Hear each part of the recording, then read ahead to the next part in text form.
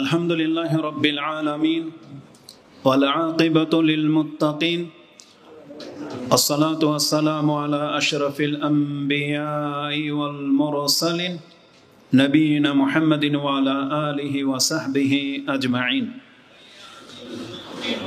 يا أيها الذين آمنوا اتقوا الله حق تقاته ولا تموتن إلا وأنتم مسلمون أما بعد فإن أصدق الحديث كلام الله وخير الهدي هدي محمد صلى الله عليه وسلم وشر الأمور محدثاتها وكل محدثة بدعة وكل بدعة ضلالة وكل ضلالة في النار فقد قال الله تبارك وتعالى في كلامه المجيد بعد أعوذ بالله من الشيطان الرجيم وما كان ربك ليهلك القرى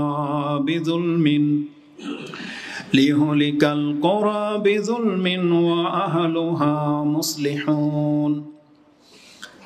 وعن سهل بن سعد قال النبي صلى الله عليه وسلم يوم خيبر لعلي ادعوهم إلى الإسلام وأخبرهم بما يجب عليهم فوالله لن يهدي الله بك رجلا واحدا خير لك من أن يكون لك حمر النعم أخرجه البخاري ومسلم. প্রশংসা মাত্র আল্লাহ সুবহানাহু ওয়া তাআলার, যিনি বিশ্ব জগতের একমাত্র মালিক, যিনি আমাদেরকে সৃষ্টি করেছেন মানুষ রূপে, যিনি আমাদেরকে তার দিকে ডেকেছেন এবং হিদায়াতের লক্ষ্যে তার পক্ষ থেকে একটি কিতাব নাজিল করেছেন এবং সেই কিতাবটিকে বোঝার জন্য একজন রাসূলও প্রেরণ করেছেন, যার মাধ্যমে তিনি আমাদেরকে সঠিক পথ দেখিয়েছেন। তিনি যদি আমাদেরকে সঠিক পথ না দেখাতেন তাহলে আমরা পথভ্রষ্টই থেকে যেতাম। তাই আমরা তার প্রশংসা করি, আমরা বলি আলহামদুলিল্লাহ। আমরা আল্লাহ সুবহানাহু ওয়া তাআলার প্রশংসা এই জন্য করব যেহেতু তিনি আমাদেরকে হিদায়াতের পথ দেখিয়েছেন, হিদায়াত করেছেন এবং আমাদেরকে এই হিদায়াত আমরা এখানে যারা আছি তা আমি বলবো, কারণ আমরা জন্মের পর থেকে হিদায়াতের উপরে ছিলাম না। দেখা যাবে এখানে যতজন মানুষ আমরা আছি বর্তমানে তার 20, 30, 25 বছর কেটেছে গুমরাহিতে, পাপের জীবনে, বেনামাজি অবস্থায়, হারাম অবস্থায়, খেলতামশা করে। আল্লাহ যদি তখন পৃথিবীটাকে হালাক করে দিতেন তাহলে আমাদের নাজাতের আর কোনো পথ ছিল না। কিন্তু আল্লাহ ততদিন আমাদেরকে অপেক্ষা করেছেন, এই পৃথিবীকে বাঁচিয়ে রেখেছেন যতদিন পর্যন্ত আমরা তার হেদায়েতের পথে না আসতেছি। এই যে সময়টার পর আমরা যে আল্লাহকে চিনতে পারলাম এবং ইসলাম যে সত্য এটা গ্রহণ করতে পারলাম, এই তৌফিকটাও কে দিয়েছেন? আল্লাহ। তাই আমরা তার প্রশংসা করি, আমরা বলি আলহামদুলিল্লাহ। সালাতু ওয়াস সালাম প্রিয় নবী মুহাম্মদুর রাসূলুল্লাহ সাল্লাল্লাহু আলাইহি ওয়াসাল্লামের প্রতি, যিনি আমাদের কাছে শিক্ষক রূপে প্রেরিত হয়েছেন। তিনি ছিলেন সুসংবাদদাতা, সতর্ককারী এবং আল্লাহর পক্ষ থেকে একজন দায়ী, আহ্বানকারী, যিনি আমাদেরকে সত্য দিনের দিকে ডেকেছেন, আল্লাহর পরিচয় বলেছেন এবং আমাদেরকে এর উপরেই তিনি রেখে এই পৃথিবী থেকে বিদায় নিয়েছেন। আমরা সেই রাসূলের প্রতি সালাত এবং সালাম পাঠ করি, যিনি আমাদের কাছে হিদায়াত স্বরূপ প্রেরিত হয়েছিলেন। আমরা বলি আল্লাহুম্মা সাল্লি ওয়া সাল্লিম ওয়া বারিক আলা নবিয়িকা মুহাম্মদ। আজকের এই বৈঠক, এই জলসা বা মজলিস যেটাই বলেন না কেন, আমি মনে করি অত্যন্ত কল্যাণকর একটা পরিবেশে আমরা আছি। যদিও বক্তা হিসেবে বক্তব্য একরকম, কিন্তু আমি যদি ওখানে বসে ওটা শুনতাম তাহলে আমি এটা মেনে নিতে বাধ্য। এই ধরনের যতগুলো বৈঠক হবে নিঃসন্দেহে এটা হচ্ছে কল্যাণকর একটা বৈঠক। তো আজকের এই বৈঠকে অনেকেই কথা বলেছেন, আমাদের মেমোরিতে হয়তো সবগুলো জায়গা নিতে পারেনি, তবে আমি মনে করি প্রত্যেকের থেকে কিছু না কিছু তো হয়তো আপনি নিয়েছেন বা যেটা আপনার জন্য উপকার হয়েছে, সেটাকে আজকের বৈঠকের সফলতা ধরতে হবে। প্রত্যেককে পৃথক পৃথক একটা বিষয় দেওয়া হয়েছিল, আমাকেও একটা বিষয় নিয়ে কথা বলতে বলা হয়েছে, যদিও তারা লেট করেছে, হয়তো আরেকটু সময় পেলে আরেকটু বেটার কিছু হতো। তো আমি 2 দিন সময় পেয়েছি এই বিষয় নিয়ে স্টাডি করার, এবং আমাকে যে ভঙ্গিমায় বিষয়টা দেওয়া হয়েছে, কেন যেন মনে হয়েছে বিষয়টা আপনাদের জন্য না, বরং আমাদের জন্যে। কেন যেন মনে হয়েছে এই বিষয়টা শ্রোতাদের জন্য না, বরং বক্তাদের জন্য। এবং আমি রিপ্লাইটা ওইভাবে করেছিলাম যে এটা কার জন্য দিলেন, উদ্দেশ্য কি আমরা না শ্রোতা? কি সেটা যে বলেছে জানেন? বলেছে যে দাওয়াতি কাজের সম্পর্কে আপনাকে কথা বলতে হবে। দাওয়াতি কাজ, দায়ী হওয়া, এটা কি শুধু চেয়ারে বসে থেকে বক্তব্য দেওয়া এটাকে দাওয়াত বোঝায় না কি? আচ্ছা বলেন তো, তাহলে কথাটা কার দিকে যায়? শ্রোতাদের দিকে যায় না বক্তার দিকে যায়? এটা বক্তাদের দিকে যায়। তখন আমি বললাম যে যদি এইভাবে বলেন তাহলে বোঝা যাচ্ছে যে তাহলে আমাদেরকে এখন ওই রাস্তাঘাটে নূহ আলাইহিস সালামের মতো দাওয়াতে নেমে যেতে হবে। ওটাও সুন্নাহ, ওটাও রাসূলুল্লাহ সাল্লাল্লাহু আলাইহি ওয়াসাল্লাম করেছেন এবং বসেও তিনি দাওয়াতি কাজ করেছেন, তবে দুইটার প্রেক্ষাপট ভিন্ন। তবে আমাকে আল্লাহ সুবহানাহু ওয়া তাআলা যতটা ক্ষমতা দিয়েছেন বা যতটা আমি আমার আয়ত্তে নিতে পেরেছি, যেইভাবে বুঝিয়েছি, আমি কথাগুলোকে আজকে আপনার কাছে এইভাবে পেশ করব। মূল হলো দাওয়াত।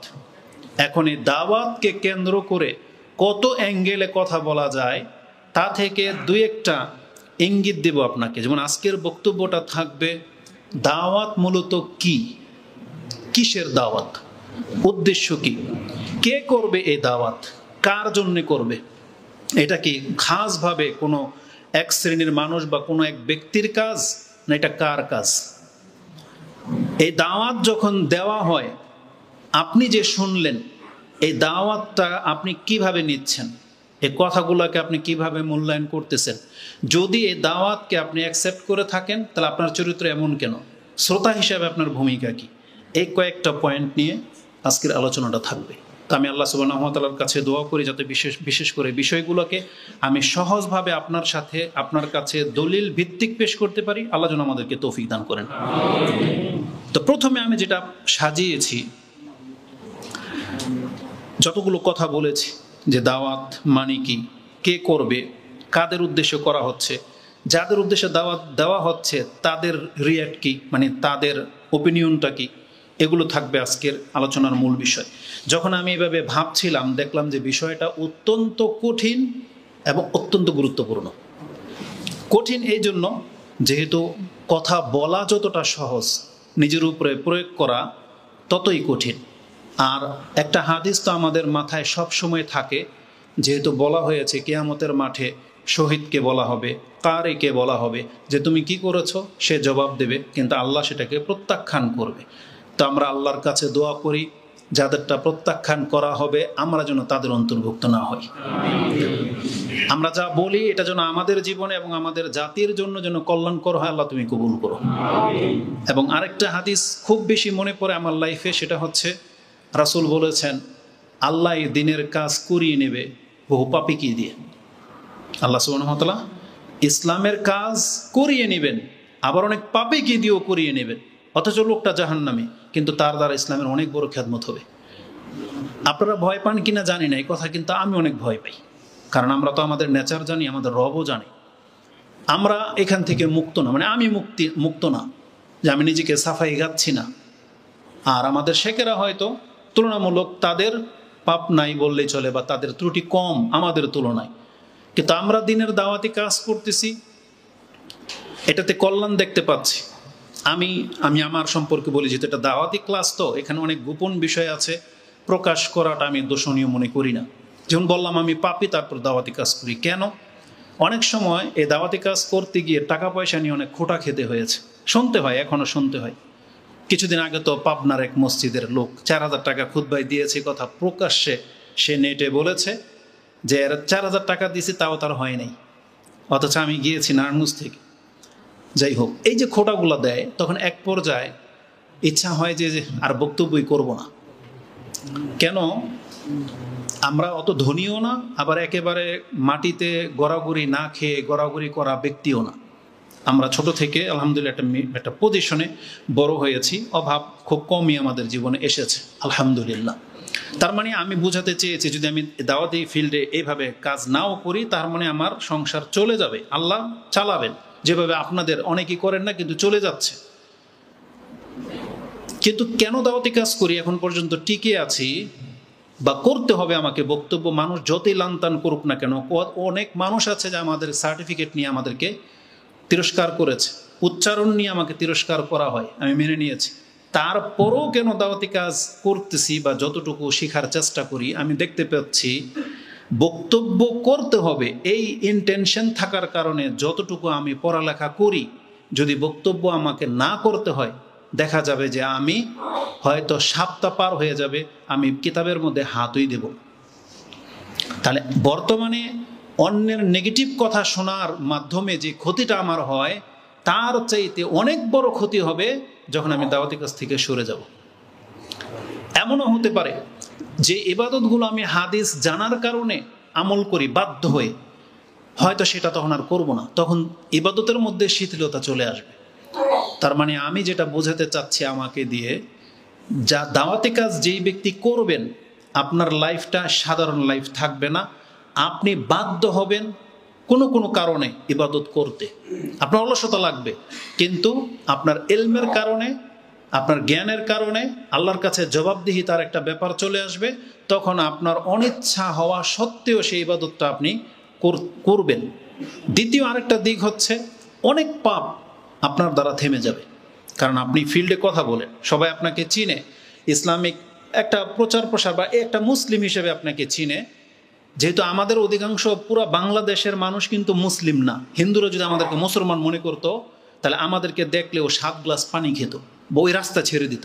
কিন্তু হিন্দুরা আমাদের মতো, আমাদেরকে ওদের মতো ধর্মের অন্য একটা ধর্মের লোক মনে করে, কিন্তু আমাদেরকে মুসলমান মনে করে না। ওই মুসলিম, যেই মুসলিম রাসূলুল্লাহ সাল্লাল্লাহু আলাইহি ওয়াসাল্লাম ছেড়ে গেছে, ওই মুসলিম অন্তত আমরা না। আমরা ওদের মতো একটা ধর্ম, মুসলমান আর এক ধর্মের অনুসারী আমরা, এই জন্য ওরা আমাদেরকে ভয় পায় না, বা আমাদের চরিত্র ওদের চরিত্র কোনো বেমিল পায় না, একই রকম। যেমন হিন্দু দাড়িহীন, মুসলিমও দাড়িহীন। হিন্দু ইবাদত করে না তার দেবতার, মুসলিমও ইবাদত করে না আল্লাহর। হিন্দু মিথ্যা বলতে দ্বিধা করে না, মুসলিম তার চেয়ে বড় বাটপার, তাই না? ও তো হিন্দু দেখতেছে যে এটা আমাদের মতোই সিমিলারিটি আরেকটা ধর্ম, এদেরকে ভয় পাওয়ার কিছু নেই। এরা হয়তো বাংলাদেশ সংখ্যায় বেশি, আমরা ইন্ডিয়াতে সংখ্যায় বেশি, এটা হচ্ছে ওদের টেন্ডেন্সি। কিন্তু প্রকৃত মুসলিমদের পাশে যদি কোনো হিন্দু যেত, তখনও বুঝতে পারতো যে কেন যেন মনে হচ্ছে আমি ভুল পথে আছি, এই লোকটা হক পথে আছে। কেন? কারণ প্রকৃত মুসলিম যখন মিথ্যা বলবে না, প্রকৃত মুসলিম যখন তাকে ধোঁকা দেবে না, প্রকৃত মুসলিম যখন তার রবের ডাকে সাড়া দেবে, তার রবের কাছে দোয়া করবে, ওর কলিজা তো তখনই গলে যাবে যে সে কার কাছে বিচার দিচ্ছে।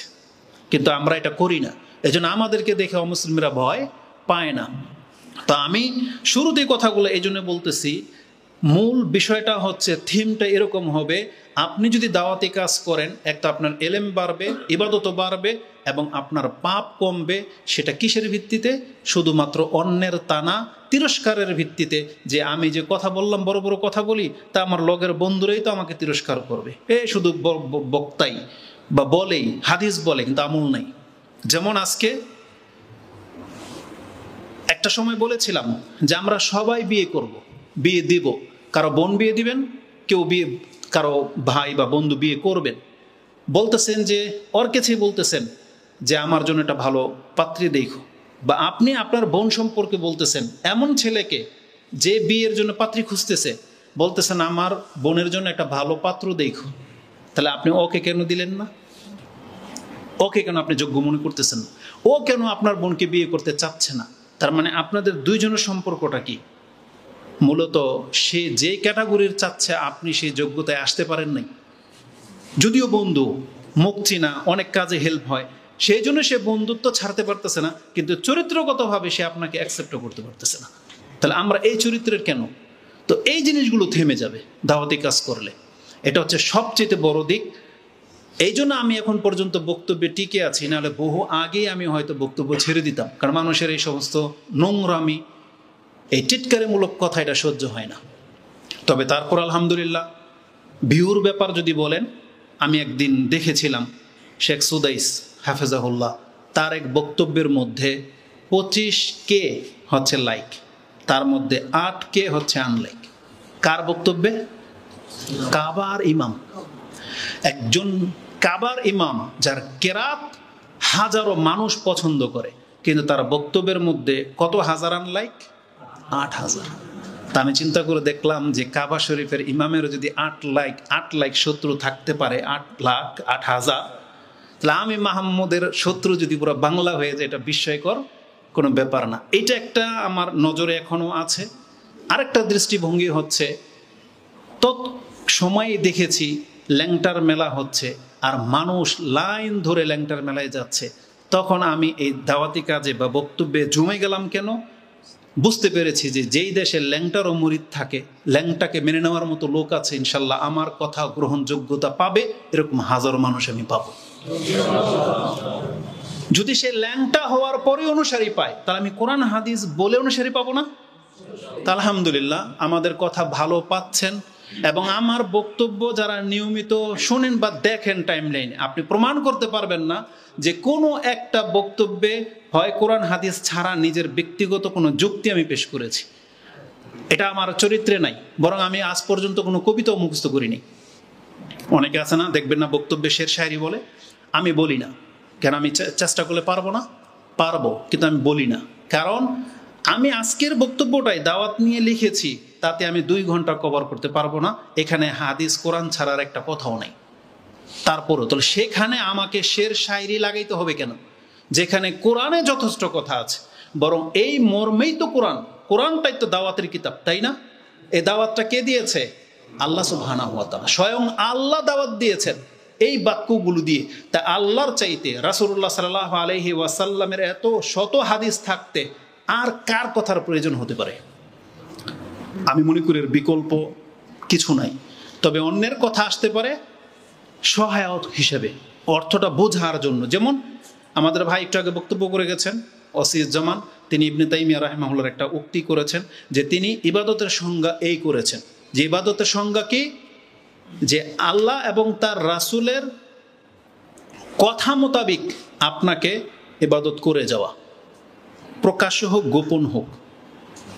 আল্লাহর ইবাদত করা রাসূল সাল্লাল্লাহু আলাইহি ওয়াসাল্লামের থিওরি অনুযায়ী, কথার মাধ্যমে হোক, দেহের মাধ্যমে হোক, অর্থের মাধ্যমে হোক, প্রকাশ্য হোক অথবা গোপনীয় হোক, এগুলো হচ্ছে ইবাদতের সংজ্ঞা করেছেন। তাহলে বোঝার জন্য আমরা ইবনে তাইমিয়া, বিন বাজ অথবা শেখ সালেহ আল উসাইমিন অথবা 4 ইমাম আবু হানিফা, ইমাম শাফি, মালিক, হাম্বলি বা আবু হুরায়রা, অমুক তাবি, ইবনে আব্বাস, তাদের কথা আমরা টানতে পারি কিসের ভিত্তিতে? বোঝার জন্য যে এই আয়াতের অর্থ এটা। যেমন এখানে একটা আমি উক্তি টানবো, মূল কি? কোরআন এবং হাদিস। এটা গেল একটা। দ্বিতীয় আরেকটা দিক আমি আপনাকে বলি, আজকের দাওয়াতের আমার মেসেজ যেটা থাকবে, আমি প্রতিনিয়ত দেখি, আমি তো মেট্রিক পরীক্ষা দিয়ে চলে গিয়েছিলাম সৌদি আরব। মেট্রিক পর্যন্ত স্কুলের মধ্যে আমি ছিলাম বাজে ছাত্র, আর আমাদের ফ্রেন্ড সার্কেল প্রত্যেকটা ছিল টপ লেভেলের। ওদের মেধা, ওদের যোগ্যতা, 30 জন একটা গ্রুপই ছিল। ওরা সবাই মোটামুটি বর্তমানে হয়তো ব্যাংকার, কেউ ইউরোপে আছে, কেউ বড় বিজনেসম্যান হয়ে গেছে। আমি যেহেতু ওই যে সবচেয়ে দুর্বল বা অযোগ্য, এই জন্য আমি হয়তো হুজুর হয়েছি, বুঝেন না? মানে যেটা আমাদের সমাজের কি মানে থিওরি, যে বিচক্ষণগুলো ইঞ্জিনিয়ার হয়, ডাক্তার হয়, অনেক কিছু হয়। তবে আমি কিছুই হইতে পারি নাই। তবে আমার রবের অনুগ্রহ যে আমি সৌদি আরবের মতো জায়গায় যেতে পেরেছিলাম, শেখ মতিউর রহমান মাদানী হাফেজাহুল্লাহকে কাছে পেয়েছিলাম, আর আল্লাহ চেয়েছেন আমাকে হেদায়েত করবেন, হয়তো তাই আমি আজকে হুজুর হয়ে আপনাদের সামনে দাঁড়িয়েছি। এটা আমার রবের অনুগ্রহ ছাড়া আমার আসলে ব্যাকগ্রাউন্ড কোনো যোগ্যতা নাই। তো কেন ওদের কথা বললাম? আমার বক্তব্য যার কাছে ভালো লাগে, যদি মনে করেন যে আমি কথা বলতে পারি, আমি মনে করি আপনি তার চেয়ে বেশি বেটার করে বলতে পারেন। কারণ আপনি তো একটা টপ ছাত্র, তাই না? ক্লাসের ভালো ছাত্র। আপনি যেহেতু জেনারেলের মধ্যে ভালো টপ করে দেখাতে পারতেছেন, আমি মনে করি আপনার রবের কথা তার চেয়েও সহজ। এটাকে আপনি মানেন কি মানেন না? আল্লাহ বলেছেন এই কথা, কোরআন তার চেয়েও সহজ। যেই অঙ্ক, যেই থিওরি, যে সিস্টেম নিয়ে আপনার মাথাকে হ্যাং করে দেয়, সেই বিদ্যাতে আপনি যেহেতু 1 থেকে 10-এর মধ্যে আছেন, আপনার রবের চাইতে সহজ ভাষায় কথা না কেউ আজ পর্যন্ত বলতে পেরেছেন, না বলতে পারবে। মুহাম্মদুর রাসূলুল্লাহ সাল্লাল্লাহু আলাইহি সাল্লাম তিনি বিষয়টাকে যত সুন্দর করে ব্যক্ত করেছেন তার ব্যক্তিগত আমলে এবং তার ভাষায়, না পৃথিবীর কোনো মানুষ এর চাইতে সুন্দর করে আপনাকে বুঝাইতে পারবে। তাহলে যার কথা স্পষ্ট, সহজ, সংক্ষিপ্ত, তাহলে তার কথা মুখস্থ করে এটাকে নকল করে বলা, এটা এমন কি ব্যাপার? আমি মনে করি এটা কোনো ব্যাপার না। আপনি শুরু করেন, আপনি পারবেন, আপনি আরো বেটার বক্তব্য করতে পারবেন, এটা আমার বিশ্বাস। যদি আপনাকে কাউকে অনুসরণ করতে হয় বা হিংসা লাগাইতে হয়, তাইলে আমাদের মতো কাউকে দেখবেন। জামশেদ মজুমদার আছে, এই যে ওসিউজ্জামান, তারপরে সাবিক আছে, সুবহানাল্লাহ, তারা সবাই অনেক যোগ্য এবং ভাষাগত জ্ঞান তাদের আছে এবং কথা বলার ধরন তাদের ভালো। এরকমের যেমন জাকির নায়েক, যাদেরকে আপনি একজন যোগ্যমান মনে করেন, তাকে সামনে রাখেন এবং আপনি বলবেন উনি পারলে আমি কেন পারবো।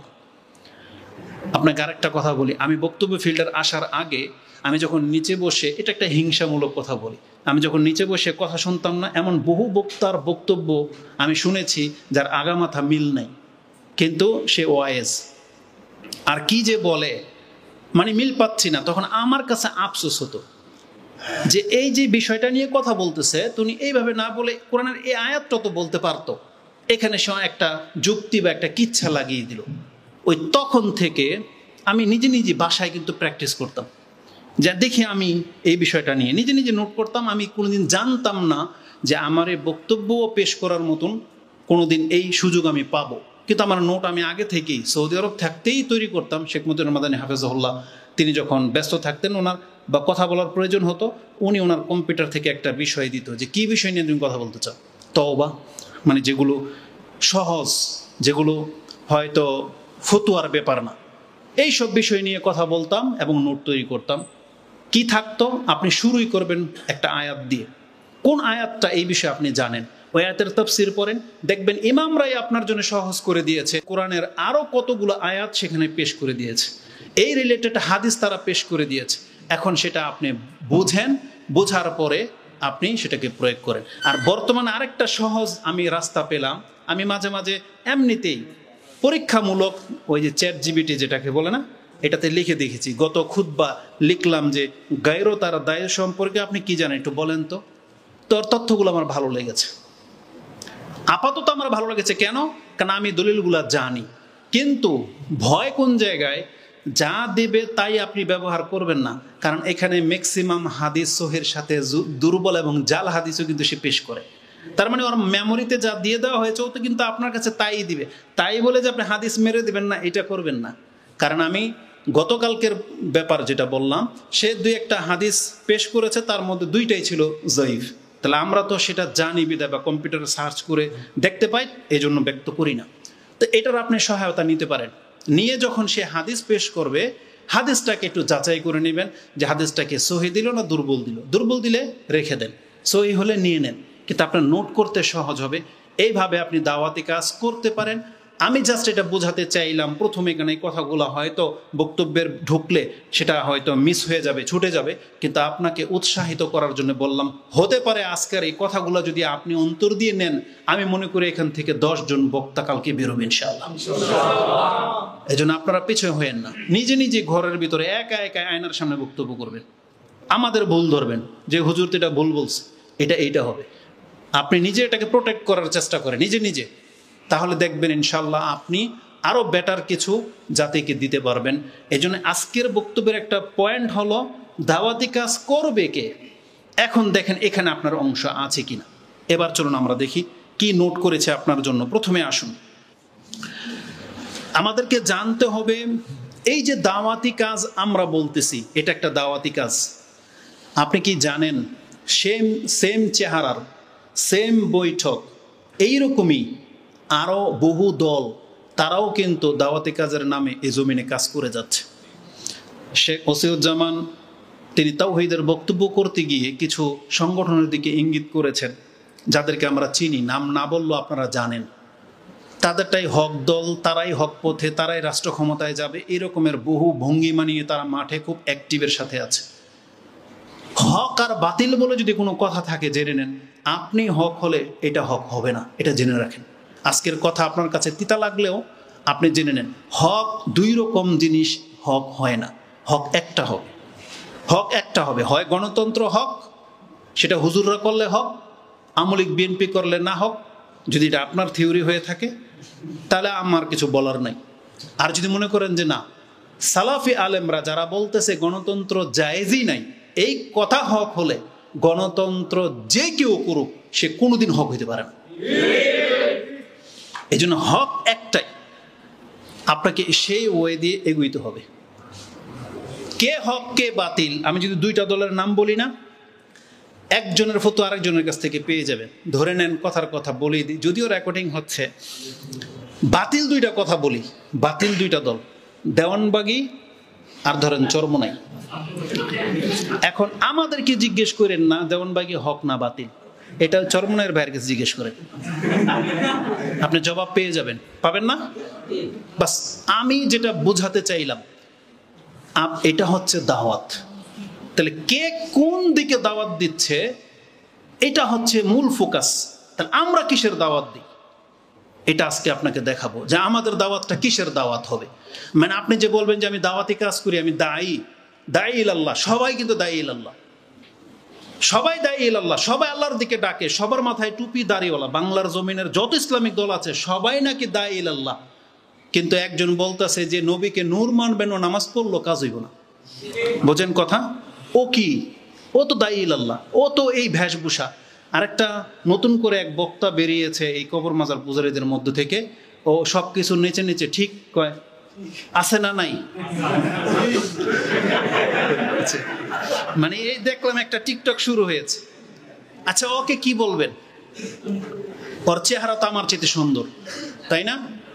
চেহারা আমার চাইতে সুন্দর, পোশাকের মধ্যে গেট আপ আছে, তাহলে ও তো দায়ী ইলাল্লাহ, মানে আল্লাহর দিকে দাওয়াতের নামকরণ করে ভিডিও ছাড়তেছে, এর অনুসারী আছে। এখন আপনি এটা কার সাথে কম্পেয়ার করবেন? এই জন্য আপনাকে দাওয়াত কি জিনিস এটা আগে বুঝতে হবে। কে কোন দিকে ডাকছে, কার ডাকে আপনাকে সাড়া দিতে হবে, কোনটাকে আপনি দাওয়াত বলে গ্রহণ করবেন বা বিবেচিত হবে, এর জন্য আপনাকে জানতে হবে যে দাওয়াতটা কি আসলে। আমি এই ক্ষেত্রে শুধু দুইটা আয়াত পেশ করব। দাওয়াত মানে হলো যেটা সত্য সেই দিকে ডাকা, যে জিনিসটা হক সত্য সেই দিকে ডাকা, এটাকে বলা হবে দাওয়াত। এটা হবে সত্যের দিকে দাওয়াত বা দাওয়াতি কাজ। এ ছাড়া বাকি যে অ্যাঙ্গেলে দাওয়াতি কাজ করেন না কেন, যে কোনো স্বার্থে করেন না কেন, আপনি দাবি করতে পারেন কিন্তু এই দাবি বিফলে যাবে, এটা আপনাকে জাহান্নামে নিয়ে যাবে। কিন্তু আপনি যদি হকের দিকে দাওয়াত দেন তাহলে সেটা সুফলে যাবে। আর হক কি?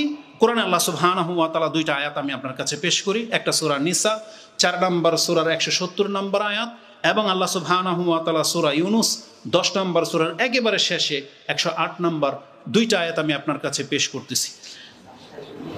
সত্যের দিকে ডাকতে হবে। সত্য কি? আল্লাহ বলতেছেন তোমার রবের পক্ষ থেকে যা নাজিল করা হয়েছে সেটাই কেবল সত্য, এটা আল্লাহ বলেছে। যেহেতু আমরা এখানে মুসলিম, আপনি এখন মুসলিম রূপেই শুনেন, আপনি অমুসলিম আমি আপনাকে ভাবতেছি না। কোরআনের প্রতি আপনাদের ঈমান আছে কিনা? নাই, আছে। তাহলে যখন কথা কোরআনের হবে তখন পৃথিবীর অনেক বড় একটা দল এই দিকে রাখেন, আপনি একা এই দিকে, কিন্তু আপনার কাছে কি আছে? কোরআন। তাহলে বলেন তো আপনি কি কোরআন রেখে দিয়ে বড় দলের দিকে যাবেন? না। এই জন্য আমি বলতে চাচ্ছি, আল্লাহ বলেছেন তোমার রব যা নাজিল করেছেন এটা হলো সত্য। কোরআনের আয়াত তো বহু আছে, আপনি জানেন। আমি শুধু জাস্ট আপনার নোট করার জন্যে বলে রাখি যাতে এটা রেকর্ড হয়ে থেকে যাবে।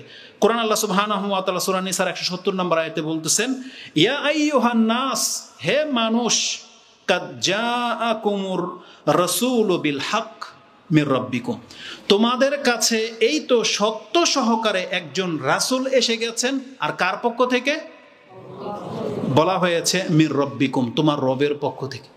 তার মানে আল্লাহ নিজে বলতেছেন, এই মানুষ তোমাদেরকে সতর্ক সাবধান দাওয়াত দেওয়ার জন্য একজন রাসূল চলে আসছে, তিনি যেটা নিয়ে আসছেন এইটাই হক। আল্লাহ বলতেছেন বিল হক, মানে তিনি সত্যের সাথে এসেছেন এবং তিনি তার রবের পক্ষ থেকে এসেছেন। তার মানে আল্লাহ ক্লিয়ার করে দিয়েছেন যে মুহাম্মদ সাল্লাল্লাহু আলাইহি ওয়াসাল্লাম যেই কথাটা এখন বলবে, যে দাবিটা করবে, এটা সত্য। এটা শুধু সত্যই না, উনি উনার পক্ষ থেকে সত্যটা বলতেছে না, বরং এটা তার রবের পক্ষ থেকে নিয়ে আসছে। তার মানে এটা তার কথাও না। মুহাম্মদ সাল্লাল্লাহু আলাইহি ওয়াসাল্লাম যে কথা বলে আমরা সবাই জানি তিনি সত্য ছাড়া মিথ্যা বলেন না। মক্কার মুশরিকরাও কি মনে করতো? তিনি সত্য কথাই বলেন। কিন্তু আল্লাহ এই কথাটা কেন বলেছেন মির রাব্বিকুম, তোমাদের রবের পক্ষ থেকে। তার মানে মুহাম্মদ সাল্লাল্লাহু আলাইহি ওয়াসাল্লাম ব্যক্তিগতভাবে সত্যবাদী ছিলেন, এটা মক্কার কাফেররাও জানতো। সত্যবাদী যে ছিলেন, আপনারা কি কথা এদিকে শুনেন, এদিকে দেখেন। তাহলে মুহাম্মদ সাল্লাল্লাহু আলাইহি ওয়াসাল্লাম সত্যবাদী, এটা মক্কার কাফেররাও জানতো। যদি এটার প্রমাণ চান আপনি তো জানেন সেই প্রমাণ কি। পাহাড়ের উপরে উঠে রাসূল সাল্লাল্লাহু আলাইহি ওয়াসাল্লাম কি বলেছিলেন যে ইয়া মাশারাল কুরাইশ, হে কুরাইশ, ইয়া মাশারা ইয়া বনু হাশিম, হে হাশিমের বংশধর, হে আব্দুল মুত্তালিবের বংশধর, কুরাইশ বংশধর, তোমরা শোনো, আমি মুহাম্মদ যদি তোমাদেরকে বলি যে পাহাড়ের পেছনে একটা শত্রু অপেক্ষা করতেছে, তোমাদের উপরে অ্যাটাক করবে, তোমরা কি আমার কথা বিশ্বাস করবে? তখন সবাই এক বাক্যে বলেছিল, আপনাকে আমরা কখনো মিথ্যা বলতে শুনি নাই, আপনি বললে আমরা এটাকে অবশ্যই বিশ্বাস করি। এটা কিন্তু ধর্মীয় কথা ছিল না, এটা ছিল তার ওয়েটনেস, মানে মুহাম্মদ সাল্লাল্লাহু আলাইহি সাল্লামের পরিচয়, যে আমি যদি এখন তোমাদেরকে বলি যে পেছনে শত্রু অপেক্ষা করতেছে, তোমাদেরকে অ্যাটাক করা হবে, তোমরা কি আমাকে মানবে? তখন কি বলেছেন যে হ্যাঁ, আমরা কখনো আপনাকে মিথ্যা বলতে শুনি নাই, আপনি বললে আমরা মানব। তাই মুহাম্মদ সাল্লাল্লাহু আলাইহি সাল্লামের পক্ষ থেকে কথা হলেও কিন্তু মক্কার লোকেরা জানতো কথাটা সত্য। কিন্তু আল্লাহ সুবহানাহু ওয়া তাআলা ধর্মের ক্ষেত্রে, দিনী ইসলামের ক্ষেত্রে আল্লাহ কি বলেছেন, এই যে মুহাম্মদ যে সত্য সহকারে কথা বলতেছে, এটাও তার নিজের পক্ষ থেকে না, বরং মির রাব্বিকুম, এটা তোমার রবের পক্ষ থেকে। মানে এটা আরো শক্তিশালী করে আল্লাহ সুবহানাহু ওয়া তাআলা পেশ করেছেন। এবং আল্লাহ কি বলেছেন, ফাআমিনু খায়রাল লাকুম, তার প্রতি ঈমান আনো। এই মুহাম্মদ যা বলে তার দাওয়াতটা তোমরা মেনে নাও, এটা তোমাদের জন্য কল্যাণকর হবে। তার মানে এই কোরআন আমাদেরকে দাওয়াত শিক্ষা দিচ্ছেন, এবং কার দাওয়াত গ্রহণ করতে হবে তার দিকে আল্লাহ সুবহানাহু ওয়া তাআলা ইঙ্গিত করে দিয়েছেন যে মুহাম্মদ সাল্লাল্লাহু আলাইহি ওয়াসাল্লাম তার রবের পক্ষ থেকে কথা বলে রাসূল হয়ে এসেছেন, এবং তার প্রতি ঈমান আনো, তাহলেই তোমরা কল্যাণের উপরে থাকবে। ফাআমিনু খায়রুল লাকুম, তার প্রতি ঈমান আনলেই তুমি কল্যাণ পেয়ে যাবে। তারপরে আছে যারা মানবে না, তোমরা জেনে রাখো আল্লাহ সবকিছুর মালিক। দ্বিতীয় আয়াত, এই মুহাম্মদ সাল্লাল্লাহু আলাইহি ওয়াসাল্লামকে প্রথম আমাদের কাছে পেশ করেছেন যে তিনি সত্য নিয়ে এসেছেন। এখন তারকে কি দাওয়াত আল্লাহ দিতে বলেন সেটা শুনেন। শুরু হয়েছে মুহাম্মদ সাল্লাল্লাহু আলাইহি ওয়াসাল্লামের মাধ্যমে দাওয়াত। আল্লাহ প্রথম দাওয়াত দিয়েছেন আমাদেরকে মুহাম্মদ সাল্লাল্লাহু আলাইহি ওয়াসাল্লামের মাধ্যমে। রাসূলুল্লাহ সাল্লাল্লাহু আলাইহি ওয়াসাল্লামকে আল্লাহ বলতেছেন কুল, আগেরটার মধ্যে কুল ছিল না, আর এখন আল্লাহ বলতেছেন কুল, হে নবী আপনি বলে দেন, ইয়া আইয়ুহান নাস কাদ জাআকুমুল হক মির রাব্বিকুম। এখানে আছে যে তোমাদের কাছে আল্লাহ প্রথম বলেছিল, আল্লাহ ওখানে মুহাম্মদ সাল্লাল্লাহু আলাইহি ওয়াসাল্লামকে বলে নাই কুল, বরং আল্লাহ মুহাম্মদ সাল্লাল্লাহু আলাইহি ওয়াসাল্লামকে পেশ করে দিয়েছেন। এই যে মুহাম্মদ এসেছে সত্যর সাথে, এখন এই মুহাম্মদকে বলতেছেন সাল্লাল্লাহু আলাইহি ওয়াসাল্লাম কুল, আপনি এখন ডাকেন তাদেরকে, কি বলেন, কুল ইয়া আইয়ুহান নাস, ওই কথাটাই যেটা আল্লাহ বলেছেন, হে মানুষ, কাদ জাআকুমুল হাক্কু মির রাব্বিকুম, তোমাদের রবের পক্ষ থেকে সত্য চলে আসছে। এই যে প্রথম ডাক মুহাম্মদ সাল্লাল্লাহু আলাইহি ওয়াসাল্লাম দিলেন, কিসের ডাক? সত্যের ডাক। হকের দিকে আসো, সত্য যেটা সেদিকে আসো। সত্য কি তাহলে আমরা পেলাম দুইটা আয়াতে, যা আল্লাহর পক্ষ থেকে নাজিল করা হয়েছে, এটাই কেবল সত্য। আর দাওয়াত দিতে হবে আল্লাহর দিকেই, এবং যেই কথাগুলো সত্য, এই সত্য কথা দিয়ে আমাদেরকে দাওয়াতি কাজ করতে হবে। এই আয়াতের মধ্যে আল্লাহ বলেছেন, জানিয়ে দিন, ফামান ইহতাদা ফাইন্নামা ইহতাদি লিনাফসি, এখন যেই ব্যক্তি হেদায়েতের পথ গ্রহণ করে নিবে সে মূলত নিজেই হেদায়েত প্রাপ্ত হলো। এখন হেদায়েত পাওয়া মানে কি? আপনাকে সেটাকে গ্রহণ করতে হবে। তাহলে আপনি নিজেই যেন হেদায়েতের পথে আসলেন। তার মানে এখানে আল্লাহ সুবহানাহু ওয়া তাআলা নিজে ক্রেডিট নিচ্ছেন না, মানে আল্লাহ কথা বলতেছে না যে আমি তোমাকে হেদায়েত করলাম তাই তুমি হেদায়েত পেলা, বরং এখানে আল্লাহ বলতেছেন তুমি যদি হেদায়েত পথ গ্রহণ করো তাহলে এটা তুমি তোমার হেদায়েতের কাজই করলা, আল্লাহ আপনার দিকে ঠেলে দিয়েছেন, মানে সিদ্ধান্তটা আপনার।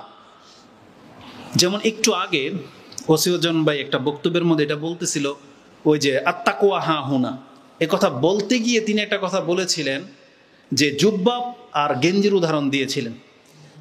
আমি তার এই উদাহরণটা নিয়ে নিলাম, কিন্তু সাথে এটাও বলে দিই, শয়তান সবসময় আমাদেরকে কুমন্ত্রণা দেয়। এই একই থিওরি কিন্তু পেশ করে বেনামাজি দাড়িহীন ব্যক্তিরাও। যেমন তাকওয়ার মাপকাঠি যদি গেঞ্জি আর জুব্বা না হয়, এটা কথা সত্য। বাস্তবে কি জুব্বা পরাওয়ালা বেশি তাকওয়াবান হবে আর গেঞ্জি পরা লোক কম তাকওয়াবান হবে? এই কথা সত্য নয়, এটাই ঠিক। কারণ তাকওয়া যার মধ্যে আছে সে তাকওয়াবান। তবে এই কথা যদি কোনো দাড়িহীন বা বেনামাজি বলে যে তাকওয়া তো অন্তরের ব্যাপার, নামাজ পড়লেই কি আর না পড়লেই কি, দাড়ি রাখলেই কি আর না রাখলেই কি, আপনি দাড়ি রাখছেন বিধে আপনি বেশি সৎ বলে না অনেকে। হুজুররা নামাজ পড়লেই কি বেশি সৎ, কত হুজুর বাটপারি করে। এটা হলো অফিসে যারা চাকরি করে, ব্যাংকে যারা চাকরি করে না, এটা তাদের থিওরি যে কত হুজুর ইমাম সাহেব খারাপ কাজ করে, বোঝেন না, এইভাবে বলে যে হুজুর হইলেই কি তাকওয়াবান। তবে জেনে নেন আমল দিয়ে তাকওয়া মাপা যায়, এটা আল্লাহ একটা মাপকাঠি করেছেন। ভুলে যেন না ওমর রাদিয়াল্লাহু তাআলার বিচার, তিনি কি বলেছিলেন যে আমরা বিচার করব তোমার বাহ্যিক দেখে, কারণ আমি রাসূল না। রাসূলকে আল্লাহ ওহী মারফত জানাইতো যে এই লোকটা মুনাফিক কি মুনাফিক না, রাসূল জানতে পারতেন, কিন্তু আমি ওমর জানতে পারবো, আমরা জানতে পারবো? তাহলে আমরা কিসের উপর ভিত্তি করে? একজন ব্যক্তি যখন গায়ের ইসলামের কথা বলল, ইসলামের খেলাফ কথা বলল, তখন আপনি তাকে মুরতাদ বলতে পারবেন তার মুখের কথার কারণে, নাকি না? একজন ব্যক্তি বেনামাজি, তাকে আমরা বেনামাজি কি বলবো? বেনামাজি না, আমি যদি কাফের কই তাহলে তো ফতোয়াবাজি হয়ে যাবে, ধরে নেন, মানে বড় অপরাধ, তাই না? বেনামাজি বড় অপরাধ। এখন আমার সামনে একজন ব্যক্তি নেশাখোরও আছে, সিগারেটখোরও আছে, দাড়িবিহীন লোকও আছে, টাকনার নিচে প্যান্ট পরা ব্যক্তিও আছে, বেনামাজিও আছে। আমি যখন কথা বলবো কাকে আঙ্গুল তুলে কথা বলবো বলেন? প্রথমে বেনামাজিকে কথা বলবো। বাহ্যিক আমল যেটা আমাদেরকে জানানো হয়েছে, বেনামাজি খুনির চাইতে বড় পাপী। মানবেন কথা না মানেন না? এটা কঠিন একটা কথা, এই জন্য অনেকের মুখ লড়তেছে না। আপনি কি এটা বুঝতেছেন খুনির চাইতেও বড় পাপী বেনামাজি? কিন্তু আমাদের দেশে খুনির সংখ্যা বেশি না বেনামাজির সংখ্যা বেশি? এখন রেজাল্টটা কি হবে বলে? তাহলে আপনার কাছে খুনি সবচেয়ে বড় অপরাধী, প্রকাশ্যে একজন ব্যক্তিকে হত্যা করে দিচ্ছে, কথা তো সত্য, অবশ্যই বড় পাপী, কিন্তু ওর পাপ রেজাল্টটা যা হবে, আপনার রেজাল্টটা তো তার চেয়ে মারাত্মক। কথাটা আপনি নিতে পারবেন? বেনামাজের রেজাল্ট একটা খুনির চাইতেও মারাত্মক, কারণ খুনির নাজাতের একটা গ্যারান্টি আছে, মানে কোনো না কোনো একটা চান্স আছে। যদি আল্লাহ বলেছেন খালিদিনা ফিহা, সে জাহান্নামে চিরকাল থাকবে, কিন্তু আল্লাহ এটাও বলেছেন যে কোনো না কোনো সময় যদি সে শিরিক না করে থাকে এমন ব্যক্তিও মাপ পেতে পারে, কিন্তু বেনামাজের ক্ষেত্রে কোনো গ্যারান্টি নেই। এই ফতোয়া যদি টিকে যায় রেজাল্টটা কি হবে? মারাত্মক হবে। তা আমি যেটা বলতে চাচ্ছি, ইবাদতের উপরে ভিত্তি করে আপনার তাকওয়া মাপা যাবে। যেমন একটু আমাদের ভাই একটু আগে বলতেছিল, আল্লাহ সুবহানাহু ওয়া তাআলা কাউকে ইবাদতের ভিত্তিতে ক্ষমা করবেন না, যে তোমাদের কেউ তার ইবাদতের ভিত্তিতে জান্নাতে যাবে না। লা ইয়াদখুলু আহাদুকুমুল জান্নাহ বিআমালিহি, তোমাদের মধ্যে কোনো ব্যক্তি তার আমল দিয়ে জান্নাতে যাবে না। তখন বলা হয়েছিল অলা আনতা ইয়া রাসূলুল্লাহ, আপনিও না, বলছে অলা আনা ইল্লা আইয়ুগাম্মাদানি আল্লাহু বিরহমাতিহি আও ফাদলি, আল্লাহ তার রহমত দিয়ে যদি আমাকে ঘিরে না নেন, ঢেকে না নেন, তাহলে আমিও নাজাত পাবো না। এই জায়গাতে একটা কথা বলে দিই, তার মানে তারপর ভাই কিন্তু বলেছেন তাহলে কিভাবে আপনি আল্লাহর রহমত পাবেন সেটা তালাশ করেন, তাই না?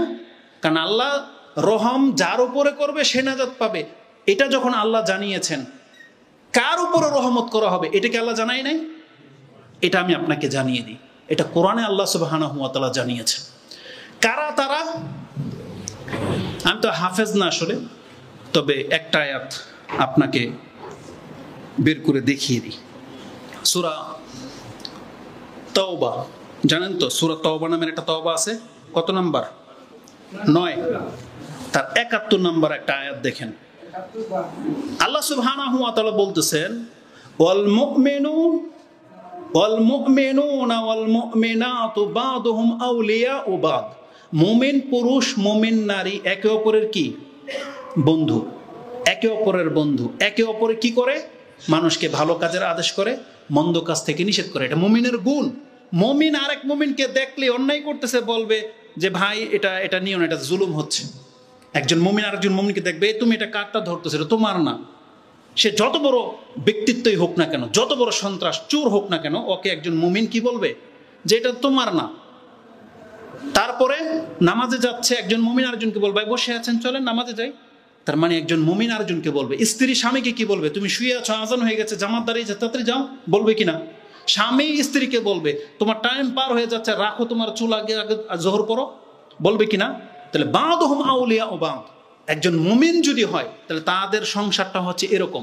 স্বামী যদি সুদে জড়ায়, স্ত্রী তার উপরে খুব বেশি চড়াও হবে যে খবরদার এটা করবা না। স্ত্রীর ডিমান্ড, স্ত্রী যদি বেপরদায় যেতে চায়, পুরুষ সেটাকে বাধা দেবে যে তোমার লজ্জা করে না এইভাবে বেরিয়ে যাবে। তার মানে এটা তো মুমিনের গুণ। কিন্তু যাদের পরিবারে এটা নাই, বোঝেন তাদের অবস্থাটা কি? তাহলে তাদেরকে মুমিন বলে গণ্য করা যাচ্ছে না। আল্লাহ সুবহানাহু ওয়া তাআলা বলতেছেন মুমিন হলে তার গুণ এটা হতেই হবে, বাদুহুম আউলিয়া ও বাদ, একে অপরের বন্ধু। তারা কি করবে? ইয়ামুরুনা বিল মারুফ ওয়া ইয়ানহাউনা আনিল মুনকার। তারা এককে ভালো কাজের আদেশ করবে, একে অপরকে অন্যায় কাজ থেকে বাধা দেবে। তারপর তারা উভয়ে কোন চরিত্রের হবে? ওয়া ইউকিমুনাস সালাহ, তারা দুইজনে নামাজ কায়েমকারী হবে। ওয়া ইউতুনা যাকাত, তারা যাকাত দেবে। আর ওয়া ইউতিউনা আল্লাহ ওয়া রাসূলা, তারা দুজনে আল্লাহ এবং তার রাসূলের অনুসারী হবে। তার মানে দুজনেই আল্লাহ এবং তার রাসূলের অনুসরণ করবে। যাদের মধ্যে এই গুণটা আছে, আল্লাহ সুবহানাহু ওয়া তাআলা বলতেছেন উলাইকা সায়ারহামুহুমুল্লাহ, এরাই হলো তারা খুব শীঘ্রই আল্লাহ তাদের উপর রহম করবেন। বলেন, এক জায়গায় বলা হচ্ছে যে আমল দিয়ে আপনি জান্নাত পাবেন না, আল্লাহর রহমত লাগবে। আর আল্লাহ কোরআনে স্পষ্ট বলে দিয়েছেন এই এই কাজগুলো করলে তুমি রহমত পাবে। এবার বোঝেন, তার মানে ঘুরে ফিরে ওই ইবাদতের দিকে আসবে। ইমান আমল বিহীন আপনি কোনোদিন আল্লাহর রহমত পাবেন না। কিন্তু যারা আজকে মুসলিম হয়েছেন, নামাজ পড়তেছেন, ইত্তেবায়ে সুন্নাহর উপরে চলার চেষ্টা করেন, আপনাকে আল্লাহ সুসংবাদ দিচ্ছেন উলাইকা, হ্যাঁ তোমরাই, এরাই যেহেতু বলেছেন আমরা বলবো তোমরাই তারা, সায়ারহামুহুমুল্লাহ, যাদের উপর আল্লাহ সুবহানাহু ওয়া তাআলা রহমত খুব শীঘ্রই, আল্লাহ বলছেন সায়ারহামুহুমুল্লাহ, খুব শীঘ্রই আল্লাহ তোমাদের উপর রহমত করবেন। তার এটা আমাদের প্রত্যাশা। সেই প্রত্যাশা নিয়েই কিন্তু আমরা সালাত আদায় করি। আজকে আপনি দেখতে পাচ্ছেন 5 ওয়াক্ত নামাজ কেউ আসে না, আপনি আসছেন, নামাজ পড়তেছেন, কিচ্ছু পাচ্ছেন না। তারা বলে দূর, এই নামাজ নষ্ট করতেছে, কাস্টমার ছুটে যাবে, দোকানদার অনেক কিছু পেল। কিন্তু আপনি কি জন্য সালাত পড়লেন? এই জিনিসটার জন্য, সায়ারহামুহুমুল্লাহ, খুব শীঘ্রই আমার রব আমার উপর রহম করবেন। বুঝেন? এই মুহূর্তে আরেকটা আয়াত মনে পড়তেছে, সূরা বাকারাতে আছে। সূরা বাকারাতে 218 নম্বর আয়াতটা দেখেন তো কি আছে ওখানে। আল্লাহ বলছেন ইন্নাল্লাযীনা আমানু ওয়া হাজারু ওয়া জাহাদু ফি সাবিলিল্লাহ উলাইকা ইয়ারজুনা রাহমাতাল্লাহ। এই যে যারা ঈমান আনলো, জিহাদ করে, হিজরত করে, তাদের প্রত্যাশা কি? আল্লাহ বলতেছেন তারা ইয়ারজুনা রাহমাতাল্লাহ। এটা কেন করে? তারা প্রত্যাশা করে যে আল্লাহ আমার উপর রহম করবে। তার মানে আজকে আমরা মুসলিম হয়েছি, দাঁড়িয়ে রেখেছি, হারাম দুনিয়া বাংলার জমি লুটেপুটে খাচ্ছে, আপনি যাচ্ছেন না, তাতে আপনার অংশ নাই। কিসের ভিত্তিতে?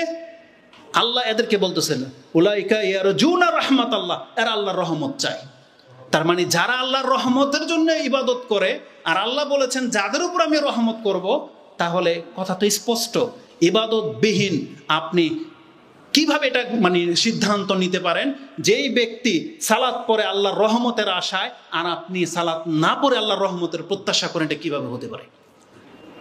সূরা যুখরুফ বা জাসিয়া 45 নম্বর সূরার 21 নম্বর আয়াতটাই গত খুতবার আগের খুতবায় বলেছিলাম যে ভালো মানুষের মৃত্যু আর মন্দ মানুষের মৃত্যু কোনোদিন এক হইতে পারে না। আল্লাহ কি বলেছেন? আম নাজআলুল লাযীনা আমানু ওয়া আমিলুস সালিহাত কাল মুফসিদিনা ফিল আরদ আম নাজআলুল মুত্তাকিনা কাল ফুজ্জার। যারা আল্লাহর প্রতি ঈমান আনলো, সৎ কাজ করে, আর যারা ফাসাদকারী, আর যারা তাকওয়াবান, আর যারা পাপী, তাদের সবার সাথে কি আমি একই আচরণ করব? আল্লাহ বলছে এটা কি করে হতে পারে? সাআ মা ইয়াহকুমুন। দুইটা আয়াত একাকার করে ফেলছি। একটা হলো সূরা যুখরুফের সম্ভবত বা 45 নম্বর সূরার 18 থেকে 21 এর মধ্যে পেয়ে যাবেন। আরেকটা সূরার আয়াত এখানে ঢুকেছে। তার মানে আল্লাহ বলেছেন যে যারা নিয়মিত পাপ করে যায়, যারা নিয়মিত পাপ করে যায়, তারা কি মনে করে আমি কি তাদের সাথে ওই আচরণ করব যে আচরণটা একজন মুমিন ব্যক্তির জন্য করব? সাওয়াআন মাহইয়াহুম ওয়া মামাতুহুম সাআ মা ইয়াহকুমুন। সেই আয়াতটা দেখে নিন যে তাদের জীবন এবং মৃত্যু কি সমান হবে? কত মন্দ তাদের চিন্তা। তার মানে আল্লাহ সুবহানাহু ওয়া তাআলা বলতেছেন একজন ব্যক্তি আল্লাহর প্রতি ঈমান আনার পরে সে তার ধর্মকর্ম করে, এই ব্যক্তির মৃত্যুটা যেইভাবে হবে, একজন ব্যক্তি ধর্ম পালন করে না, ও সেম জীবন চায়, এটা কি করে হতে পারে? তার মানে আল্লাহ বলতেছেন দুইজনের জীবন সমান হবে না। তো এই যে কথাগুলো প্রত্যেকটার দলিল কোরআন হাদিসে আছে, যদি আপনি একটু ঘাটেন তাহলে পেয়ে যাবেন। তার মানে এই যে আয়াতে আল্লাহ সুবহানাহু ওয়া তাআলা বলেছেন মুমিন পুরুষরা যারা সৎকর্ম করে তাদের উপরে আল্লাহ রহমত করবেন। কোন কথার ভিত্তিতে এখানে গেলাম? যে আল্লাহ সুবহানাহু ওয়া তাআলা বলেছেন যারা হেদায়েতের পথে আসলো সে মূলত নিজের হেদায়েত করলো। আপনি এখন দাওয়াতটা গ্রহণ করে হেদায়েতটাকে গ্রহণ করে নেন, তাহলে এই ক্রেডিটটা আপনি পাবেন। আল্লাহ বলতেছেন তুমি তোমার হেদায়েতের রাস্তা গ্রহণ করলা। এই কথাটা আল্লাহ বলেছেন ফামান ইহতাদা ফাইন্নামা ইয়াহতাদি লিনাফসি ওয়া মান দাল্লা ফাইন্নামা ইয়াদিল্লু আলাইহা। আর যেই ব্যক্তি গুমরাহ থেকে যাবে এই গুমরাহিটা তার উপরেই বর্তাবে। এই কথাগুলো আজকের বক্তব্যের সাথে কোথায় গিয়ে আপনি মিল পাবেন জানেন? শেষের পয়েন্টে। সেটা কি? দাওয়াত যারা দেয় তারা তাদের বক্তব্য ছেড়ে দিয়েছে বাজারে, যেমন আমরা আমাদের বক্তব্য করে ফেলেছি। আজকের খুতবার বিষয় হচ্ছে আত্মসম্মান বোধ থেকে গায়রত যেটাকে বোঝায়। বক্তব্যটা আজকে শুনে দেখেন, এটা প্রত্যেকটা ব্যক্তির জন্য জরুরি, আমার জন্য যেমন জরুরি আপনাদের জন্য জরুরি। কারণ আজকে মুসলিম আমরা আত্মসম্মান বোধ হারিয়ে ফেলেছি বিদায় আমাদের দ্বারা সব রকমের গর্হিত কাজ হচ্ছে। কিন্তু আমরা সম্মানিত, এই কথাটা যতদিন আমরা মনে থাকবে ততদিন আপনি ওই অসম্মানীদের মতো ওই আচরণ রাস্তাঘাটে আপনি করবেন না। তাহলে একটা বক্তব্য করে দিয়েছি, দাওয়াতের দায়ীর দাওয়াত পৌঁছে গেছে। এখন আপনার এই অংশের সাথে মিল আছে, হয় আপনি হেদায়েত গ্রহণ করবেন না হয় আপনি করবেন না, দুইটাই আপনার উপরে বর্তাবে। আমাদের উপরে দায়ীদের উপরে কি বর্তাবে? যে তুমি দাওয়াত দিয়েছিলে কিনা। আর আমাদেরকে জিজ্ঞেস করা হবে রাসূলদের দাওয়াতে তুমি কি সাড়া দিয়েছো। এই দুইটা একটু পরেই সে দলিলগুলো আসবে।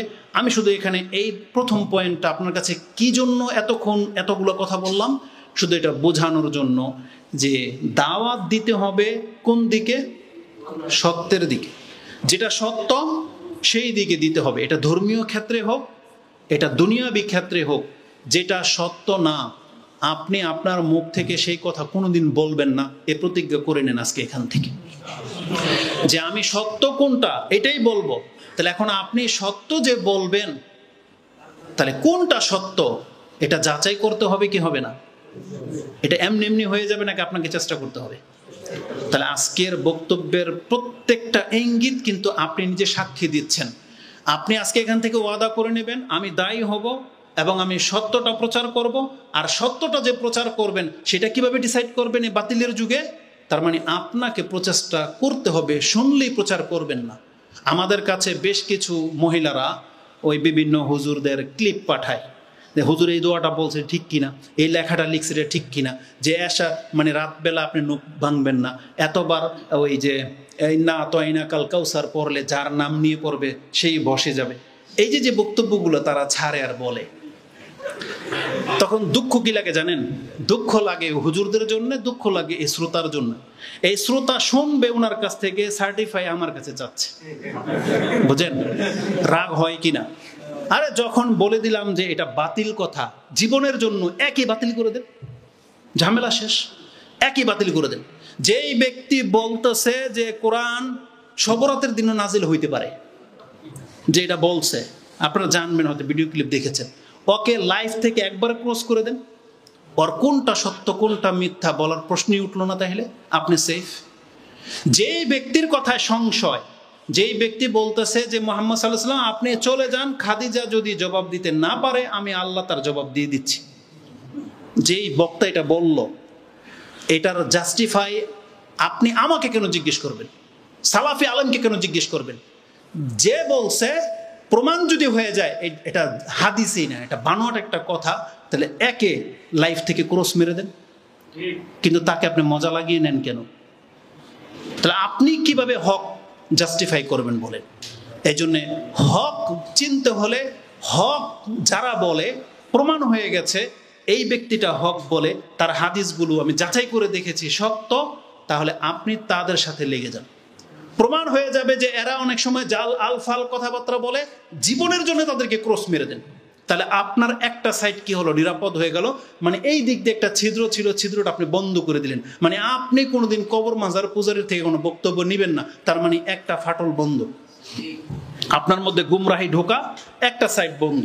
যখন আমাদের বক্তব্যে কোনো চরম ভুল পাবেন, ক্রস মেরে দেন, তাহলে আপনার একটা গুমরাহির রাস্তা বন্ধ হয়ে যাবে, তাহলে আপনি হেদায়েত পেতে পারেন। তখন আপনার দ্বারাও যারা পাবে কিছু, সে সঠিক কিছু পেতে পারে। তো এই জন্য আপনাকে আগে প্রস্তুতি হতে হবে, প্রস্তুতি নিতে হবে যে আমি সত্যটা জানবো, সত্যটা ছাড়বো। এই ক্ষেত্রে রাসূল সাল্লাল্লাহু আলাইহি ওয়াসাল্লামের সেই হাদিসটা আমি আরবিতে তো মুখস্থ করিনি, তবে বলে দেই, রাসূল আমাদেরকে, মুমিনদেরকে মৌমাছির মতো হতে বলেছেন। কিসের মতো? মৌমাছি। মানে ওই যে আমরা মৌমাছি তো বলে মধুবল্লা আর কি, আমরা মধুবল্লা বলি, আপনারা কি বলেন? মৌমাছি তো ছোট ছোট হয়, আর মধুবল্লা যেটা যেটা মধু খান, ওই মাছির মতো আমাদেরকে হতে বলেছেন। কেন জানেন? রাসূল সাল্লাল্লাহু আলাইহি ওয়াসাল্লাম কথাটা কি বলেছেন? এ যেখান থেকে নেয় এটাও পবিত্রতার নেয়, এ যেটা ছাড়ে এটাও পবিত্র ছাড়ে। বুঝেন কথা? মৌমাছির গুণ এটা। মৌমাছি যেখানে সেখানে মুখ লাগায় না, ও নেবে ওই জায়গা থেকে যেখান থেকে নেয়ার। আবার ও আপনাকে যেটা দেবে, আপনি যত গবেষণা করে নেন, ওর মধ্যে আপনার কোনো রকমের জার্ম পাবেন না, কোনো ভাইরাস পাবেন না। ও যেটা দেবে পুরাটাই আপনার জন্য কল্যাণকর, পুরাটাই কল্যাণকর। তার মানে মধুর মধ্যে কি না আছে বলেন? রোগ শিফা। তার মানে ওষুধে যদি ভেজাল হয়, ওই কোম্পানির অবস্থা কি আপনি বোঝেন? কিন্তু রাসূল বলতেছেন মুমিন হইতে হবে মৌমাছির মতো। মুমিন হারাম খাবে না, হালাল খাবে। তাহলে তার থেকে যে ডেলিভারি, তার সংসারের সন্তানদের উপরে যে খরচ করতেছে, দান করতেছে, সেগুলো কি হবে? সব হালাল, উত্তম, মানে পবিত্র। যেহেতু সে গ্রহণই করেছে পবিত্র, এনে কোনো হারামই নাই। তাহলে সে যখন দান করবে, সে যখন সংসারে খরচ করবে, সে যখন মাদ্রাসায় দিবে, এতিম পড়াবে, তার মানে কি কি দিচ্ছে? সে পবিত্রটাই দিচ্ছে। মুসলিম কোরআন হাদিস থেকে গ্রহণ করবে, মানে একেবারে অথেন্টিক জায়গা থেকে গ্রহণ করবে, তখন তার ডেলিভারিটা কি হবে? কোরআন হাদিসই হবে। এখন আপনি যদি পুঁথির কিতাব থেকে ওই মাছির মতো হয়ে যান স্বভাব, যেখানে গন্ধ সেখানে, যেখানে মজা লাগা বক্তব্য সেখান থেকে আপনি যদি নিয়ে নেন, মৌমাছির মতো যদি না হন, মাছির স্বভাব হলো যে কোনো জায়গায় মুখ দিবে। আর মাছির অর্ধেকটা ভালো, অর্ধেকটা খারাপ, সেটা জানেন? এই পার্থক্যটা দেখেন। মৌমাছির সবটাই ভালো, কারণ ও নেয় ভালো জায়গা থেকে। আর যেই ব্যক্তি সব জায়গায় মুখ লাগে, তাকে আল্লাহ সুবহানাহু ওয়া তাআলা একবার বাতিল বলে নাই। হ্যাঁ, বহুত বক্তারা আছে, কোরআন হাদিসও বলে, কিন্তু তার অর্ধেক খারাপ, অর্ধেক ভালো। এই জন্য বলছে পানির মধ্যে মাছি পড়ে গেলে কি করতে হয়? এটা ডুবিয়ে দিতে হয়। কেন? তার আরেক পাখনার মধ্যে কি আছে? ভালো কিছু আছে। তো তাই বলে কি আপনি মাছি পড়ুক আপনার পাত্রে, এটা কি পছন্দ করেন? না। তার মানে মাছি দেখলে একটা থাপ্পড় দেন, ভালো খারাপটা পরে দেখবো, তুই না আবি না, তাই না? তাহলে দাওয়াতি ক্ষেত্রে আপনি যদি হক পেতে চান, এই মাছিওয়ালা বক্তাদেরকে লাইফ থেকে সরাইতে হবে। বললাম, এটা আমাদের মা বোনদের জন্য অনেক বড় একটা মেসেজ থাকবে, যে আপনার ঘরের জন্য মাছি বক্তাটা ঢুকতে পারে। কেন? কারণ মাছি বক্তা ঢুকলেই এই যে বলে দিবে যে 3 বার এমনি কিভাবে যেন দেখাইছে, যে এইভাবে 7 বার যদি কেউ ইন্না আতাইনা কাল কাউসার কারোর নাম নিয়ে বলে, তার মায়ের নাম নিয়ে বলে, মনে হয় বউ শাশুড়ি দুইটাই তার ভক্ত হয়ে যাবে। তাহলে এই ধরনের বক্তব্য যদি ঘরে চলে, আপনার ঘর কি হবে আপনি বুঝেন। তা আমি প্রথম যে পয়েন্টটা আপনার কাছে তুলে ধরতে চেয়েছি, দাওয়াতি কাজ করতে হলে প্রথম থাকতে হবে হক, যা আমি হকের দাওয়াত দেব। এমনি এমনি কথাগুলো বলি নাই, যত শেষের দিকে যাব আপনি দেখতে পাবেন তত গুরুত্ব, তত বেশি বিপদ। কারণ আজকে আমরা দাওয়াতি কাজ করতেছি, রাসূল সাল্লাল্লাহু আলাইহি ওয়াসাল্লাম কি বলেছেন? কেউ যদি কাউকে গুমরাহ করে, কোরআন আয়াত আছে না, আপনারা বলবেন রব্বানা ইন্নানা আতানা সাদাতানা ওয়া কুবারানা ফাআদাল্লুনা সাবিলা। আল্লাহ, আমাদের এই বড়দের কথা শুনেছিলাম, নেতাদের কথা শুনেছিলাম, এরা আমাদেরকে গুমরাহ করছে, কিন্তু কিয়ামতের মাঠে আমাকে ফাঁসাই দিয়ে কি আপনি বাঁচতে পারবেন? আল্লাহকে কথা বলছে, তাইলে এখন নেতাকে ধরো, ওকে ছাড়ো, এটা বলবেন? বরং জালালউদ্দিন কাসিমি হাফেজাউল্লাহর বক্তব্য শুনেছিলাম, ওই যে কোরআন একটা আয়াত আছে যে এদেরকে জাহান্নামে ফেলা হবে কুবকিবু। কুবকিবু শব্দটা আছে কোরআন কোন আয়াতের জন্য আমি ভুলে গেছি, এখন হঠাৎ করে মনে পড়লো, তাই বলছে যে কুবকিবু শব্দটা আল্লাহ যে কেন ব্যবহার করেছেন, পীরদেরকে এবং পীররা যাদেরকে গুমরাহ করেছে এদেরকে জাহান্নামে কিভাবে ফেলা হবে জানেন? আমি কেন কাফেরদের কথা বললাম না, কাফেরদের নিয়ে টপিক্সের করা দরকারই নেই, কারণ আপনি জানেন কাফের নেতা কি আর প্রজা কি, সবই কি জাহান্নাম। কিন্তু পীরদের কথা কেন বললাম? কারণ তারাই ধর্মের নামে সবচেয়ে বাতিল কিছু এই জাতির কাছে পেশ করেছে। তাহলে যেটা বাতিল পীর ধরে নেন, এদের কাছে আবার হক পীর বাতিল পীর আছে না? আচ্ছা আপাতত বাতিলটা ধরে নেন। একটা বাতিল পীরকে কি করা হবে? প্রথমে জাহান্নামে ফেলা হবে। এখন একে যারা অনুসরণ করেছে তাদের প্রত্যেককে এক এক করে এনে এর উপরে ফেলা হবে। আচ্ছা বলেন তো দেখি পার্থক্যটা কি? ধরেন এটা একটা জাহান্নামের টিম, ধরেন একটা মরা মুরগি এতগুলো জমছে, আপনি একবারে ধাক্কা দিয়ে গর্তে ফেলে দিলেন, আর একটা কি করলেন, একটা একটা করে একটার উপরে একটা ফেললেন। কি পার্থক্য দুইটার মধ্যে? ওই যে নিচে যেটা পড়বে ওরা শাস্তির উপরে শাস্তি, বুঝেন? এই জন্য আল্লাহ বলেছেন যেই সমস্ত মানুষ কাউকে গুমরাহ করেছে, যত মানুষ গুমরাহ হবে এই নেতাটাকে প্রথম ফালানো হবে, ওর উপরে একটা একটা করে ফালানো হবে। এইভাবে এইভাবে কুপকিবু বলা হয়েছে, মানে যতগুলোর ভার সব ওর উপরে, এদিক সেদিক পড়বে না। এই জন্য নেতা যত বড় বিপদে, তার অনুসারীরাও কিন্তু বিপদে। এই জন্য আপনি ভাববেন না যে আমি যা খুশি তা নিয়ে নিলাম আর বলে দিলাম, ফেসবুক পেয়ে গেছেন, কোনো বাধা নিষেধ নাই, আপনি দাওয়ার নামে যা খুশি তা চালিয়ে দিবেন। এটার জের কিন্তু আপনাকে নিতে হবে, কারণ আপনার দ্বারা যদি কোনো ব্যক্তি গুমরা হয় এটা খুব মারাত্মক। যেমন আপনার দ্বারা যদি কোনো ব্যক্তি হেদায়েত পায় সেটা যেমন আপনার জন্য কল্যাণকর, কিন্তু গুমরা হলে কিন্তু সেটাও বড় মারাত্মক পর্যায়ে। আর আমি জানি যে এই কথাগুলো আপনি জানেন। তো এবার আসুন আমি দ্বিতীয় পয়েন্টের দিকে চলে যাই। এই দাওয়াতি কাজটা কেমন কাজ? এটা আমরা আজকে হুজুররাই শুধু দাওয়াত দেব? কেমন কাজ যদি আমাদের দিকে তাকান তাহলে আমি বলবো খুব খুব ভালো কাজ। কেন? এতে অনেক অর্থর মালিক হওয়া যায় বা আপনি সচ্ছল হইতে পারবেন সহজে। এটা এমন কাজ, কিন্তু এই দৃষ্টিভঙ্গি থেকে আপনি দেখবেন, এই দৃষ্টিভঙ্গি থেকে দেখবেন না। কেন দেখবেন না জানেন? শুধু ওয়াজ মাহফিল দেখলে চলবে না। ওয়াজ মাহফিল বাংলার জমিনে কয় মাস হয়? 6 মাস, মাত্র 3 বা 4 মাস হয়, তাই না? 4 মাস। ধরেন একজন ব্যক্তি ওয়াজের মাহফিলে 4 মাস কাজ করে, বাকি কয় মাস বাকি থাকে তার?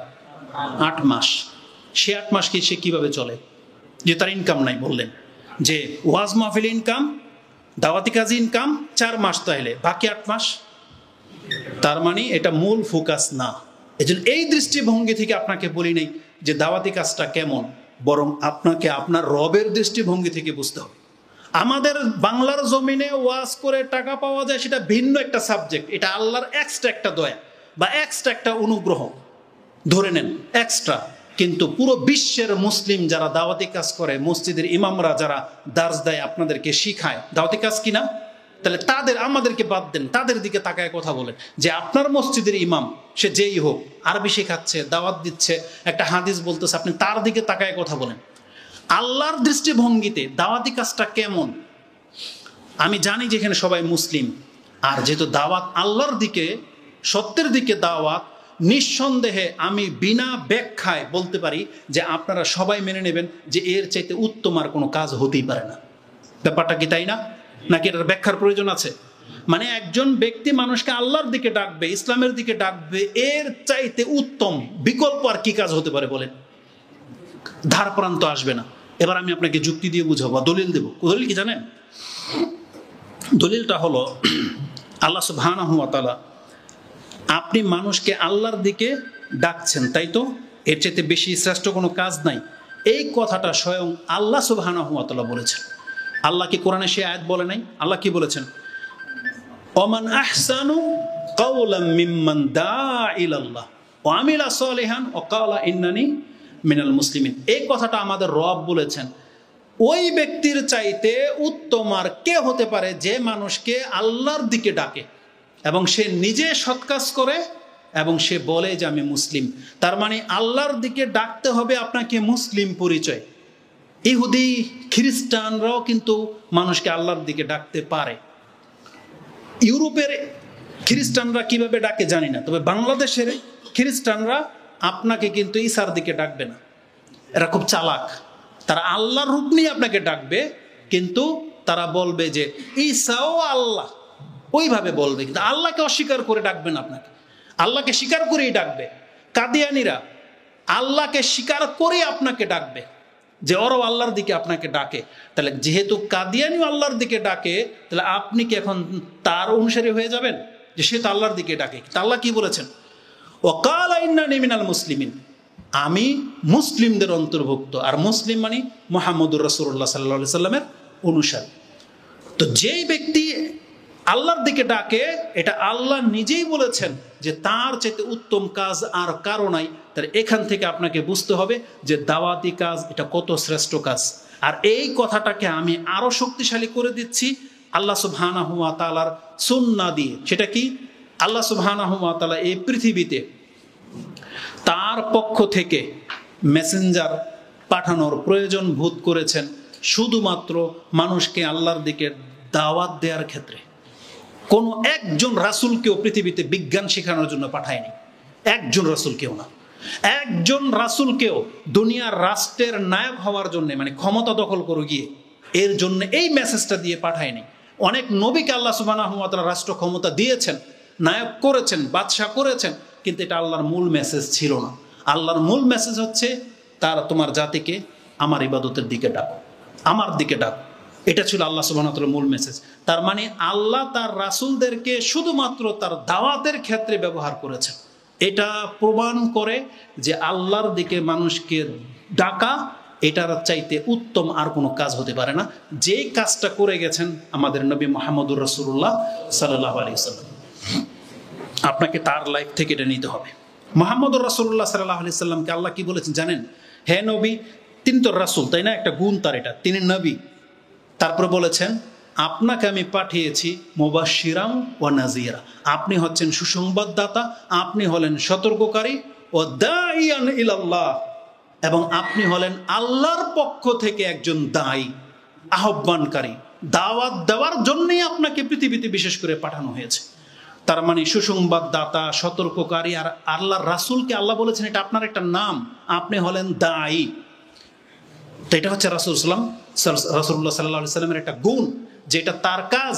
আর ওই কাজটা সবচেয়ে শ্রেষ্ঠ কাজ, যেটা এই আয়াতগুলো দিয়ে আমি আপনার কাছে প্রমাণ করলাম। এখন যদি আমি চাই সেই হাদিসটা এখানে বলতে পারি, কোন হাদিস যেটা আলী রাদিয়াল্লাহু তাআলা আনহুকে বলা হয়েছিল, তো আমি এটা ফজিলতের দিকে নিয়ে যাচ্ছি। আমি শুধু এখানে আপনাকে দেখাতে চাচ্ছি আল্লাহ সুবহানাহু ওয়া তাআলার দাওয়াতি কাজ করা এটা যে কতটা গুরুত্বপূর্ণ। আল্লাহ সুবহানাহু ওয়া তাআলা কি বলেছেন? ইয়া আইয়ুহার রাসূল বাল্লিগ মা উনজিলা ইলাইকা মির রাব্বিক, আপনার উপরে যে দায়িত্ব এসেছে সেটা আপনি প্রচার করেন। এই যে প্রচার করা, দাওয়াত দেওয়া, এটা ছিল রাসূলের কাজ। আর রাসূলুল্লাহ সাল্লাল্লাহু আলাইহি ওয়াসাল্লাম তার এই কাজটাকে এত সুন্দরভাবে করেছেন। আয়েশা রাদিয়াল্লাহু তাআলা আনহা তিনি কি বলেন জানেন? তিনি কি বলেছেন? আন্না মুহাম্মাদান মান হাদ্দাসাকা, কেউ যদি, কোন ধর্মের লোক, কোন নাস্তিক, কোন পণ্ডিত যদি কোন মুসলিমের কানে এই কথাটা বলে যে আন্না মুহাম্মাদান কাতামা শাইআন, তিনি ধর্মের কোনো কিছু হয়তো গোপন করেছেন, আল্লাহ হয়তো একরকম নাজিল করেছেন, তিনি তার ফেভারে হয়তো আরেক রকম শিক্ষা দিয়েছেন, যেটা নাস্তিকরা বলে যে মুহাম্মদের ফেভারে যা আছে সেইভাবে কোরআনের আয়াত লেখা হয়েছে। এই নাস্তিকদের জবাবের জন্য আপনাকে এটা জানতে হবে। আয়েশা রাদিয়াল্লাহু তাআলা আনহা তিনি বলেন, তোমাকে যদি কেউ বলে যে দাওয়াতি কাজে এসে মুহাম্মদ সাল্লাল্লাহু আলাইহি সাল্লাম কোনো কিছুকে গোপন করেছেন, শাইআন মিম্মা আনজালাল্লাহু আলাই, যে আল্লাহ তার উপরে নাজিল করেছিল কিন্তু তার বিপক্ষে যাওয়ার কারণে সেটাকে গোপন করে দিয়েছেন, আয়েশা রাদিয়াল্লাহু তাআলা তিনি বলেন ফাকাদে কাযাবা, তাহলে এই ব্যক্তিটা হচ্ছে সবচেয়ে বড় মিথ্যুক। তার মানে মুহাম্মদ সাল্লাল্লাহু আলাইহি সাল্লাম কোনো কিছু গোপন করেন নাই, তিনি আল্লাহর পক্ষ থেকে দায়ী হয়ে এসেছেন এবং দাওয়াত দিয়েছেন। তাআলা কুল্লি হাল, তাহলে আল্লাহ সুবহানাহু ওয়া তাআলা তার দিকে দাওয়াতি কাজ করা এটা হলো সব থেকে শ্রেষ্ঠ কাজ, এবং এটা আপনার আমার নাজাতের কাজ। এটা বলে দিই, এটা আপনার আমার নাজাতের কাজ। প্রথমটা তো আপনি একসাথে মিলে গেছে যে হ্যাঁ আল্লাহর দিকে দাওয়াত দেওয়া এটা অনেক ভালো কাজ, কিন্তু আপনি কি জানেন এর মধ্যে আপনার আমার নাজাত না হয় ধ্বংস আছে? যারা দাওয়াতি কাজ করে না, আপনি জেনে নেন ওই জাতির জন্য ধ্বংস অনিবার্য, তার ব্যক্তির জন্য ধ্বংস অনিবার্য। মুহাম্মদুর রাসূলুল্লাহ সাল্লাল্লাহু আলাইহি ওয়াসাল্লাম নিজে বলতেছেন, সেটা আপনি কোথায় পাবেন? সূরা জিনের মধ্যে পেয়ে যাবেন। সূরা জিনে আল্লাহ বলেছেন, হে নবী আপনি বলে দেন কুল ইন্নী লা ইউজিরানি মিনাল্লাহি আহাদুন, হে নবী আপনি বলে দেন আল্লাহর কাছ থেকে আমাকে মুক্ত করার মতন পৃথিবীতে একটা মানুষও নাই, একটা জিন বা কেউ নাই যে আল্লাহ যদি আমাকে ধরে আমাকে কেউ মুক্ত করে দিবে, এই পৃথিবীতে কেউ নাই। তবে আমি মুহাম্মদ কিভাবে মুক্তি পাবো? আল্লাহ আমাকে সে রাস্তা বলে দিয়েছেন। সেটা কি বলেছেন? ওয়ালান আজিদা মিন দুনিহি মুলতাহাদা, আর আল্লাহ ছাড়া আমি কোনো আশ্রয়স্থল পাবো না। তবে আমি কিভাবে নাজাত পাবো? আল্লাহ আমাকে বলে দিয়েছেন, ইল্লা বালাগাম মিনাল্লাহি ওয়া রিসালাতিহি, আপনার পক্ষে, আপনার কাছে আপনার রবের পক্ষ থেকে যে দাওয়াত এসেছে, যে দায়িত্ব এসেছে, যদি আপনি এই রিসালাতের দাওয়াতি কাজ করেন, তাহলে এটাই একমাত্র আপনার নাজাতের পথ। আপনার দাওয়াত কেউ গ্রহণ করুক বা না করুক, এটা যেমন মুহাম্মদ সাল্লাল্লাহু আলাইহি সাল্লামকে ওপিনিয়ন দেওয়া হয়েছে, এটা আমাদের প্রত্যেকটা মুসলিমকে। মুহাম্মদ সাল্লাল্লাহু আলাইহি ওয়াসাল্লামের দাওয়াতে যদি একজন ব্যক্তিও ঈমান না আনতো, মুহাম্মদ সাল্লাল্লাহু আলাইহি সাল্লামকে অপরাধী। এই হাদিস কি আছে না? বুখারীতে আছে, মুসলিমে আছে। রাসূল বলেছেন, উরিদা আলাইয়াল উমাম, আমার কাছে সমস্ত উম্মাগুলোকে পেশ করা হলো হাসরের মাঠে, এবং আমি দেখতে পেলাম বড় বড় দল। আমি ওদিকে তাকালাম, সাওয়াদুন আজিম, বিশাল এক দল দেখতে পেলাম। ফাযান্নু আন্নাহু আনা ওয়া উম্মতি, আমার ধারণা হলো যেটা আমি এবং আমার উম্মত, কিন্তু আমাকে বলা হলো হাজা মুসা ওয়া কাউমা, এটা হচ্ছে মুসা এবং তার জাতি। বরং আপনি এই দিকে তাকান, আমি দেখলাম তার চাইতে বড় একটা দল, এবং তখন আমাকে বলা হলো এটা আপনি এবং এটা আপনার উম্মাহ, এবং এর মধ্যে এমন ৭০,০০০ লোক আছে যাদেরকে আল্লাহ বিনা শাস্তিতে, বিনা প্রশ্নে জান্নাত দিয়ে দিবেন। ওই হাদিসের মধ্যে কি আছে? রাসূল সাল্লাল্লাহু আলাইহি ওয়াসাল্লাম বলেছেন, ওয়া রাআইতুন নাবিয়ান লাইসা মাহু আহাদুন, আমি এমনও নবীকে দেখেছি যার সাথে একজন অনুসারীও ছিল না। তার মানে সেই নবীকে দাওয়াতি কাজ করে নাই। সে নবী দাওয়াতি কাজ করেছে, কিন্তু তার ডাকে একজনও সাড়া দেয়নি। কি মনে করেন আল্লাহ তাকে শাস্তি দেবে? সে অপরাধী? অপরাধী না। তার নাজাতের পথ কোনটা? সে দাওয়াত দিয়েছে, এটাই তার নাজাতের পথ। কেউ গ্রহণ করুক না না করুক, এটা নাজাতের পথ না। আপনি দাওয়াত দিয়েছেন, এটাই আপনার নাজাতের পথ। এটা যেমন মুহাম্মদুর রাসূলুল্লাহ সাল্লাল্লাহু আলাইহি ওয়াসাল্লামের জন্য নাজাতের পথ, এটাই আমাদের জন্য নাজাতের পথ। এখন আমরা যদি দাওয়াতি কাজ ছেড়ে দেই, এটা আপনার, আমার এবং আমাদের জাতির জন্য কতটা ক্ষতিকর। আসুন আমি আপনাকে, যেহেতু সময়, আমি দাওয়াতি কাজের মূল জিনিসটা আপনার কাছে পেশ করি। এই আলোচনাটা যে করলাম, এই পয়েন্টটা কি ছিল, যে আপনি দাওয়াতি কাজটাকে কিভাবে নিচ্ছেন, কেমন, এটা আমি আপনাকে প্রমাণ করতে চেয়েছি।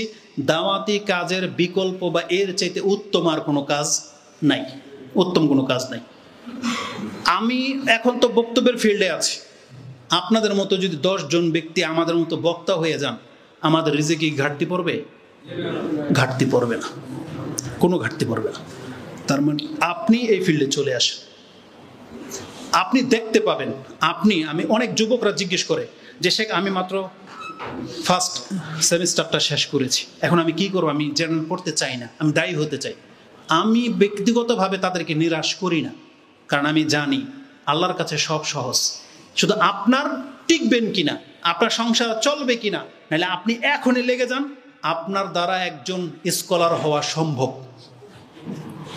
যে বয়সে আছেন, আপনার দ্বারা একজন বক্তা হওয়া, আল্লাহর দিকে ডাকা, দাওয়াতি কাজ করা সম্ভব। এবং আমি আপনাকে এটা বলতে পারি, ইনশাআল্লাহুল আজিজ, আপনার রিজিক এখনকার চাইতে অনেক বেটার হয়ে যাবে যদি আপনি দাওয়াতি কাজ নেমে যান। কারণ এর মধ্যে রিজিক আছে, এবং এর মধ্যে নাজাত আছে, সম্মান আছে, এর মধ্যে বহু কল্যাণ আছে, যেটা আপনি নামলে বুঝতে পারবেন। হয়তো প্রথম আপনাকে কেউ চিনবে না, হয়তো প্রথম আপনার কষ্ট হবে, তবে জেনে নেন আপনি কোনোদিন লাঞ্ছিত হবেন না, এই দুনিয়াতেও না আর পরকালেও না, ইনশাল্লাহ। এই জন্য দাওয়াতি কাজ অত্যন্ত গুরুত্বপূর্ণ। তা আমি মূল পয়েন্টের দিকে চলে যাই। কারা করবে এই দাওয়াতি কাজ? এটা কি শুধুমাত্র আলেমদের দায়িত্ব, শুধু হুজুরদের, বড় বড় সার্টিফিকেট, ডিগ্রি যাদের আছে তাদের? এটা তাদের উপরে দায়িত্ব। কেমন দায়িত্ব? নামাজকে যদি আপনি 2 ভাগ করেন, কিছু আছে ফরজ, কিছু আছে কি নফল, সুন্নাহ। যেই ব্যক্তির মতো জ্ঞানী এই জমিনে নাই, তার উপরে দাওয়াতি কাজ করা কি? এটা তার উপরে ফরজ দায়িত্ব। যার কাছে আল্লাহর জ্ঞান আছে আর কারো কাছে নাই, সেই ব্যক্তি মুখ বন্ধ করে থাকতে পারে না, এটা তার উপরে ফরজ দায়িত্ব। কিন্তু যেই জায়গাতে বহু মানুষ দাওয়াতি কাজে লেগে আছে, সেই জায়গায় আমি আর আপনি অংশ নেওয়া, এটা আমাদের উপরে ফরজ না, এটা আমাদের জন্য ফরজে কিফায়া তুরুব। মানে আমি যদি যাই ভালো, নফল সুন্নাহ হিসেবে। কিন্তু প্রত্যেকের অধিকার আছে, প্রত্যেকের এই জায়গাটা খোলা আছে যে আপনি দাওয়াতি কাজের যোগ্য। কোরআনের আয়াত আমি দেব মুসলিম হিসেবে, মুসলিমের মানে উম্মতে মুহাম্মাদি হিসাবে, মুহাম্মদ সাল্লাল্লাহু আলাইহি ওয়াসাল্লামের উম্মত হিসাবে আপনার অধিকার আছে। মুসলিম হিসেবে আপনার অধিকার আছে। কারণ আল্লাহ আমাদেরকে কোরআনে কি বলেছেন, তোমাকে উম্মতি মুহাম্মাদি করে পৃথিবীতে এই সময়ে নিয়ে আসার মানি হলো তুমি মানুষকে ভালো কাজের আদেশ করবে, তুমি মানুষকে মন্দ কাজ থেকে নিষেধ করবে। এটা প্রত্যেকটা মুসলিমের দায়িত্ব, এটা আল্লাহ বলেছেন কোরআনে। তার মানে আল্লাহ খাসভাবে দায়িত্বটা কোনো কাউকে একজনকে দিচ্ছেন না, নবীর পরে এই দায়িত্বটা তার উম্মতের প্রত্যেকটা ব্যক্তির ঘাড়ে রয়েছে। তাহলে যারা এই সম্পর্কে বেশি যোগ্য তাদের উপরে ফরজ দায়িত্বের মতো, আর যারা এই ব্যাপারে মাহের হতে পারেন নাই, যার কাছে সঠিক জ্ঞান পরিপূর্ণ নাই, তার ক্ষেত্রে আমরা বলবো না, আপনি ফতোয়াবাজিতে যেন না। যেমন আমরা ফতোয়াবাজি করি না, আমাদের যে কোনো কঠিন মাসটা আমরা বড়দের কাছে ঠেলে দেই, ওটা আমাদের দায়িত্ব না। কিন্তু যতটুকু আপনি পারেন ততটুকু যে আপনাকে প্রচার করতে হবে, এটা যে আপনাদের প্রত্যেকের দায়িত্ব। আসুন এই সম্পর্কে শুধু দুইটা দলিল আমি আপনাকে দেব। একটা, আল্লাহ সুবহানাহু ওয়া তাআলা বলেছেন, ওয়ালতাকুম মিনকুম উম্মাতুন ইয়াদউনা ইলাল খায়র, তোমাদের মধ্যে এমন একটা দল থাকতেই হবে যারা মানুষকে কল্যাণের দিকে ডাকবে। এটা থাকতেই হবে আমাদের মধ্যে। তার মানে আপনিও তাতে অংশ নিতে পারেন। এই আয়াতটা সূরা আলে ইমরান 104 নম্বরে রয়েছে। এবং রাসূলুল্লাহ সাল্লাল্লাহু আলাইহি সাল্লাম বলেছেন, ফাওয়াল্লাযী নাফসি বিয়াদিহি ইন্নাহা লাওয়াসিয়াতুহু ইলা উম্মতিহি ফালিয়ুবাল্লিগি শাহিদুল গায়ব। আব্দুল ইবনে আব্বাস রাদিয়াল্লাহু তাআলা আনহুমা তিনি বলতেছেন, রাসূলুল্লাহ সাল্লাল্লাহু আলাইহি ওয়াসাল্লাম বিচারের মাঠে, আমি আল্লাহর কসম করে বলতেছি, রাসূলুল্লাহ সাল্লাল্লাহু আলাইহি ওয়াসাল্লাম তার উম্মতের উপরে ওসিয়ত করে গেছেন। কি ওসিয়ত? ফালিয়ুবাল্লিগ আশ-শাহিদুল গায়ব, যারা উপস্থিত আছো তোমাদের উপরে দায়িত্ব এই কথাটা তাদের পর্যন্ত পৌঁছে যাও যা তারা অনুপস্থিত আছে। তার মানে আজকে আপনি বক্তব্য শুনলেন, এটা আপনার উপরে দায়িত্ব যে এই কথাগুলো আপনি মানুষের কাছে প্রচার করবেন।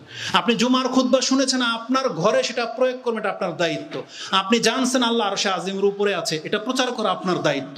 আপনি জানতেছেন যে আমাদেরকে সুন্নাহ মানতে হবে, এটা প্রচার করা আপনার দায়িত্ব। আপনি মুখ বন্ধ করে থাকতে পারবেন না।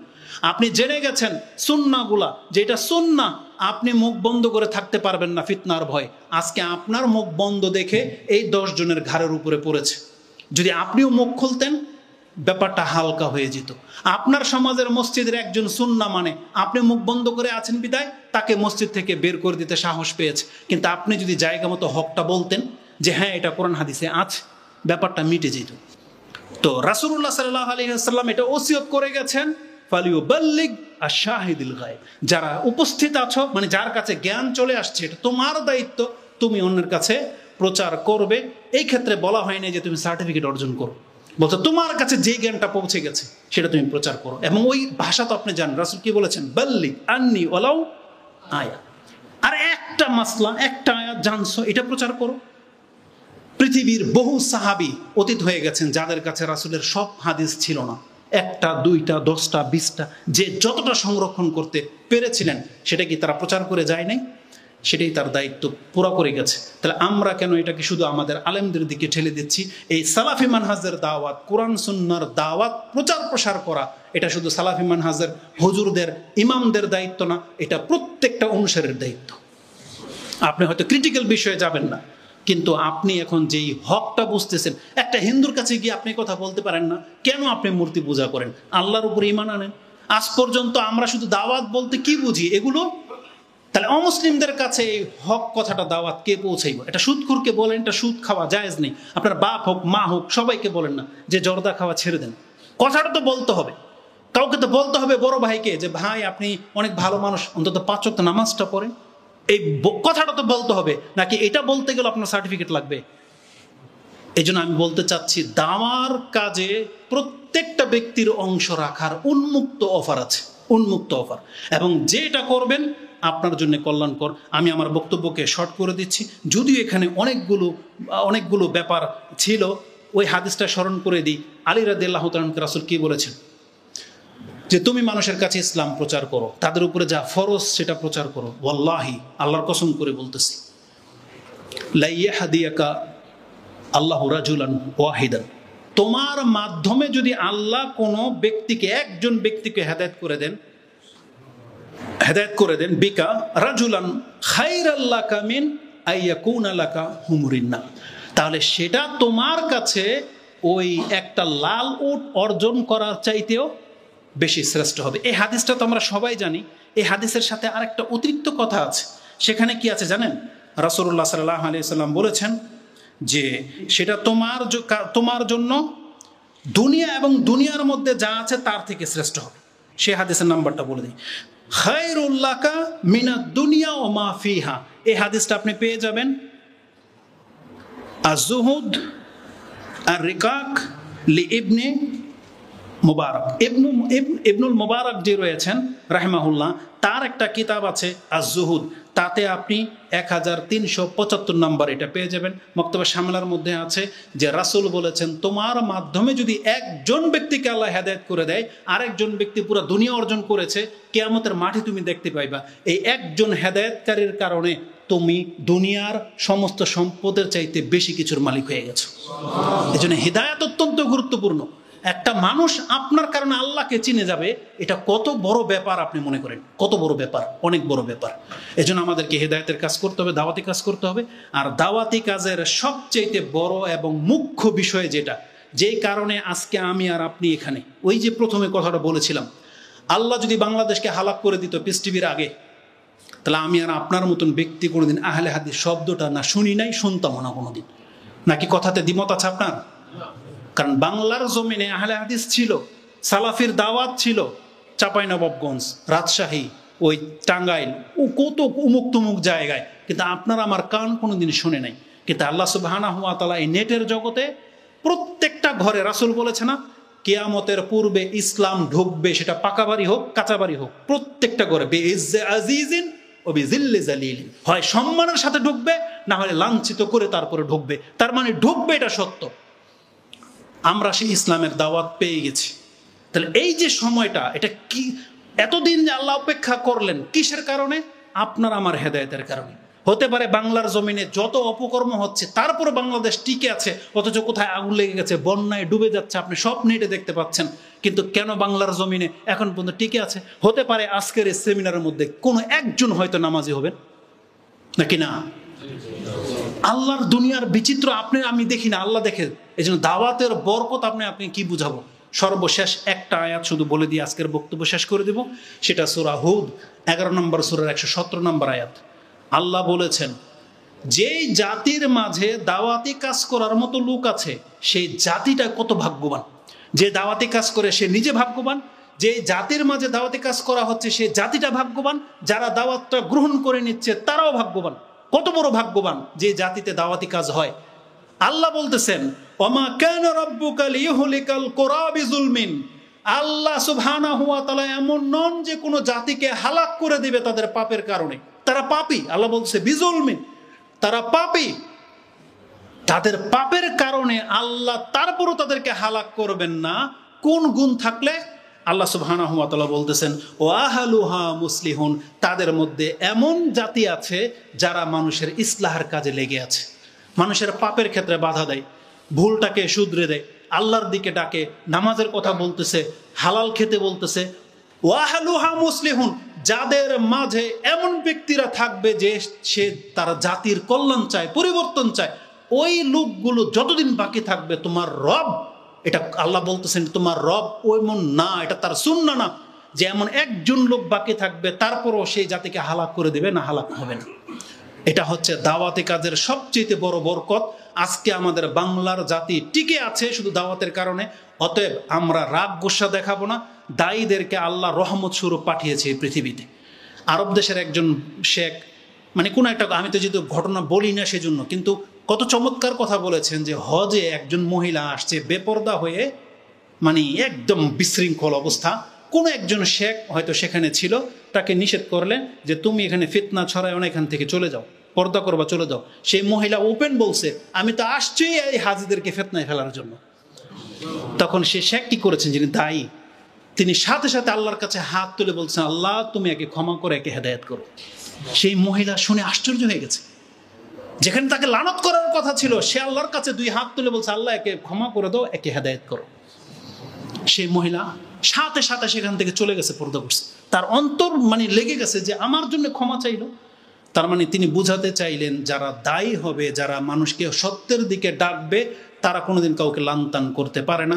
যদি এটা আমাদের ব্যর্থতা যে আমরা বক্তব্যে সবাইকে ঝেড়ে ফেলে দিই, এটা আমাদের ব্যর্থতা। আপনাদেরকে লানতান করি, গালাগালি করি, এটা আমাদের ব্যর্থতা। কিন্তু নবীগণ এমন ছিলেন না। নূহ আলাইহিস সালামকে 950 বছর তারা কষ্ট দিয়েছে, তারপর কোনোদিন বদদুয়া করেননি। মুহাম্মদুর রাসূলুল্লাহ সাল্লাল্লাহু আলাইহি ওয়াসাল্লামের চরিত্র আমাদের সামনে। এজন্য আমরা যারা দায়ী হব, যেটা আমরা হক পেয়ে গেছি, আল্লাহর কাছে দোয়া করে, আল্লাহ তুমি আমাদের ভুল ভ্রান্তিগুলো মাফ করে দাও, আমাদেরকে কোমল হৃদয় উত্তম ভাষী করো আল্লাহ, যাতে আমাদের এই জাতিদের কল্যাণ আমরা করতে পারি। আমিন ইয়া রাব্বাল আলামিন। সুবহানাকাল্লাহুম্মা রাব্বানা বিহামদিকা আশহাদু আল্লা ইলাহা ইল্লা আনতা আস্তাগফিরুকা ওয়া আতুবু ইলাইক। আসসালামু আলাইকুম ওয়া রাহমাতুল্লাহি ওয়া বারাকাতুহু।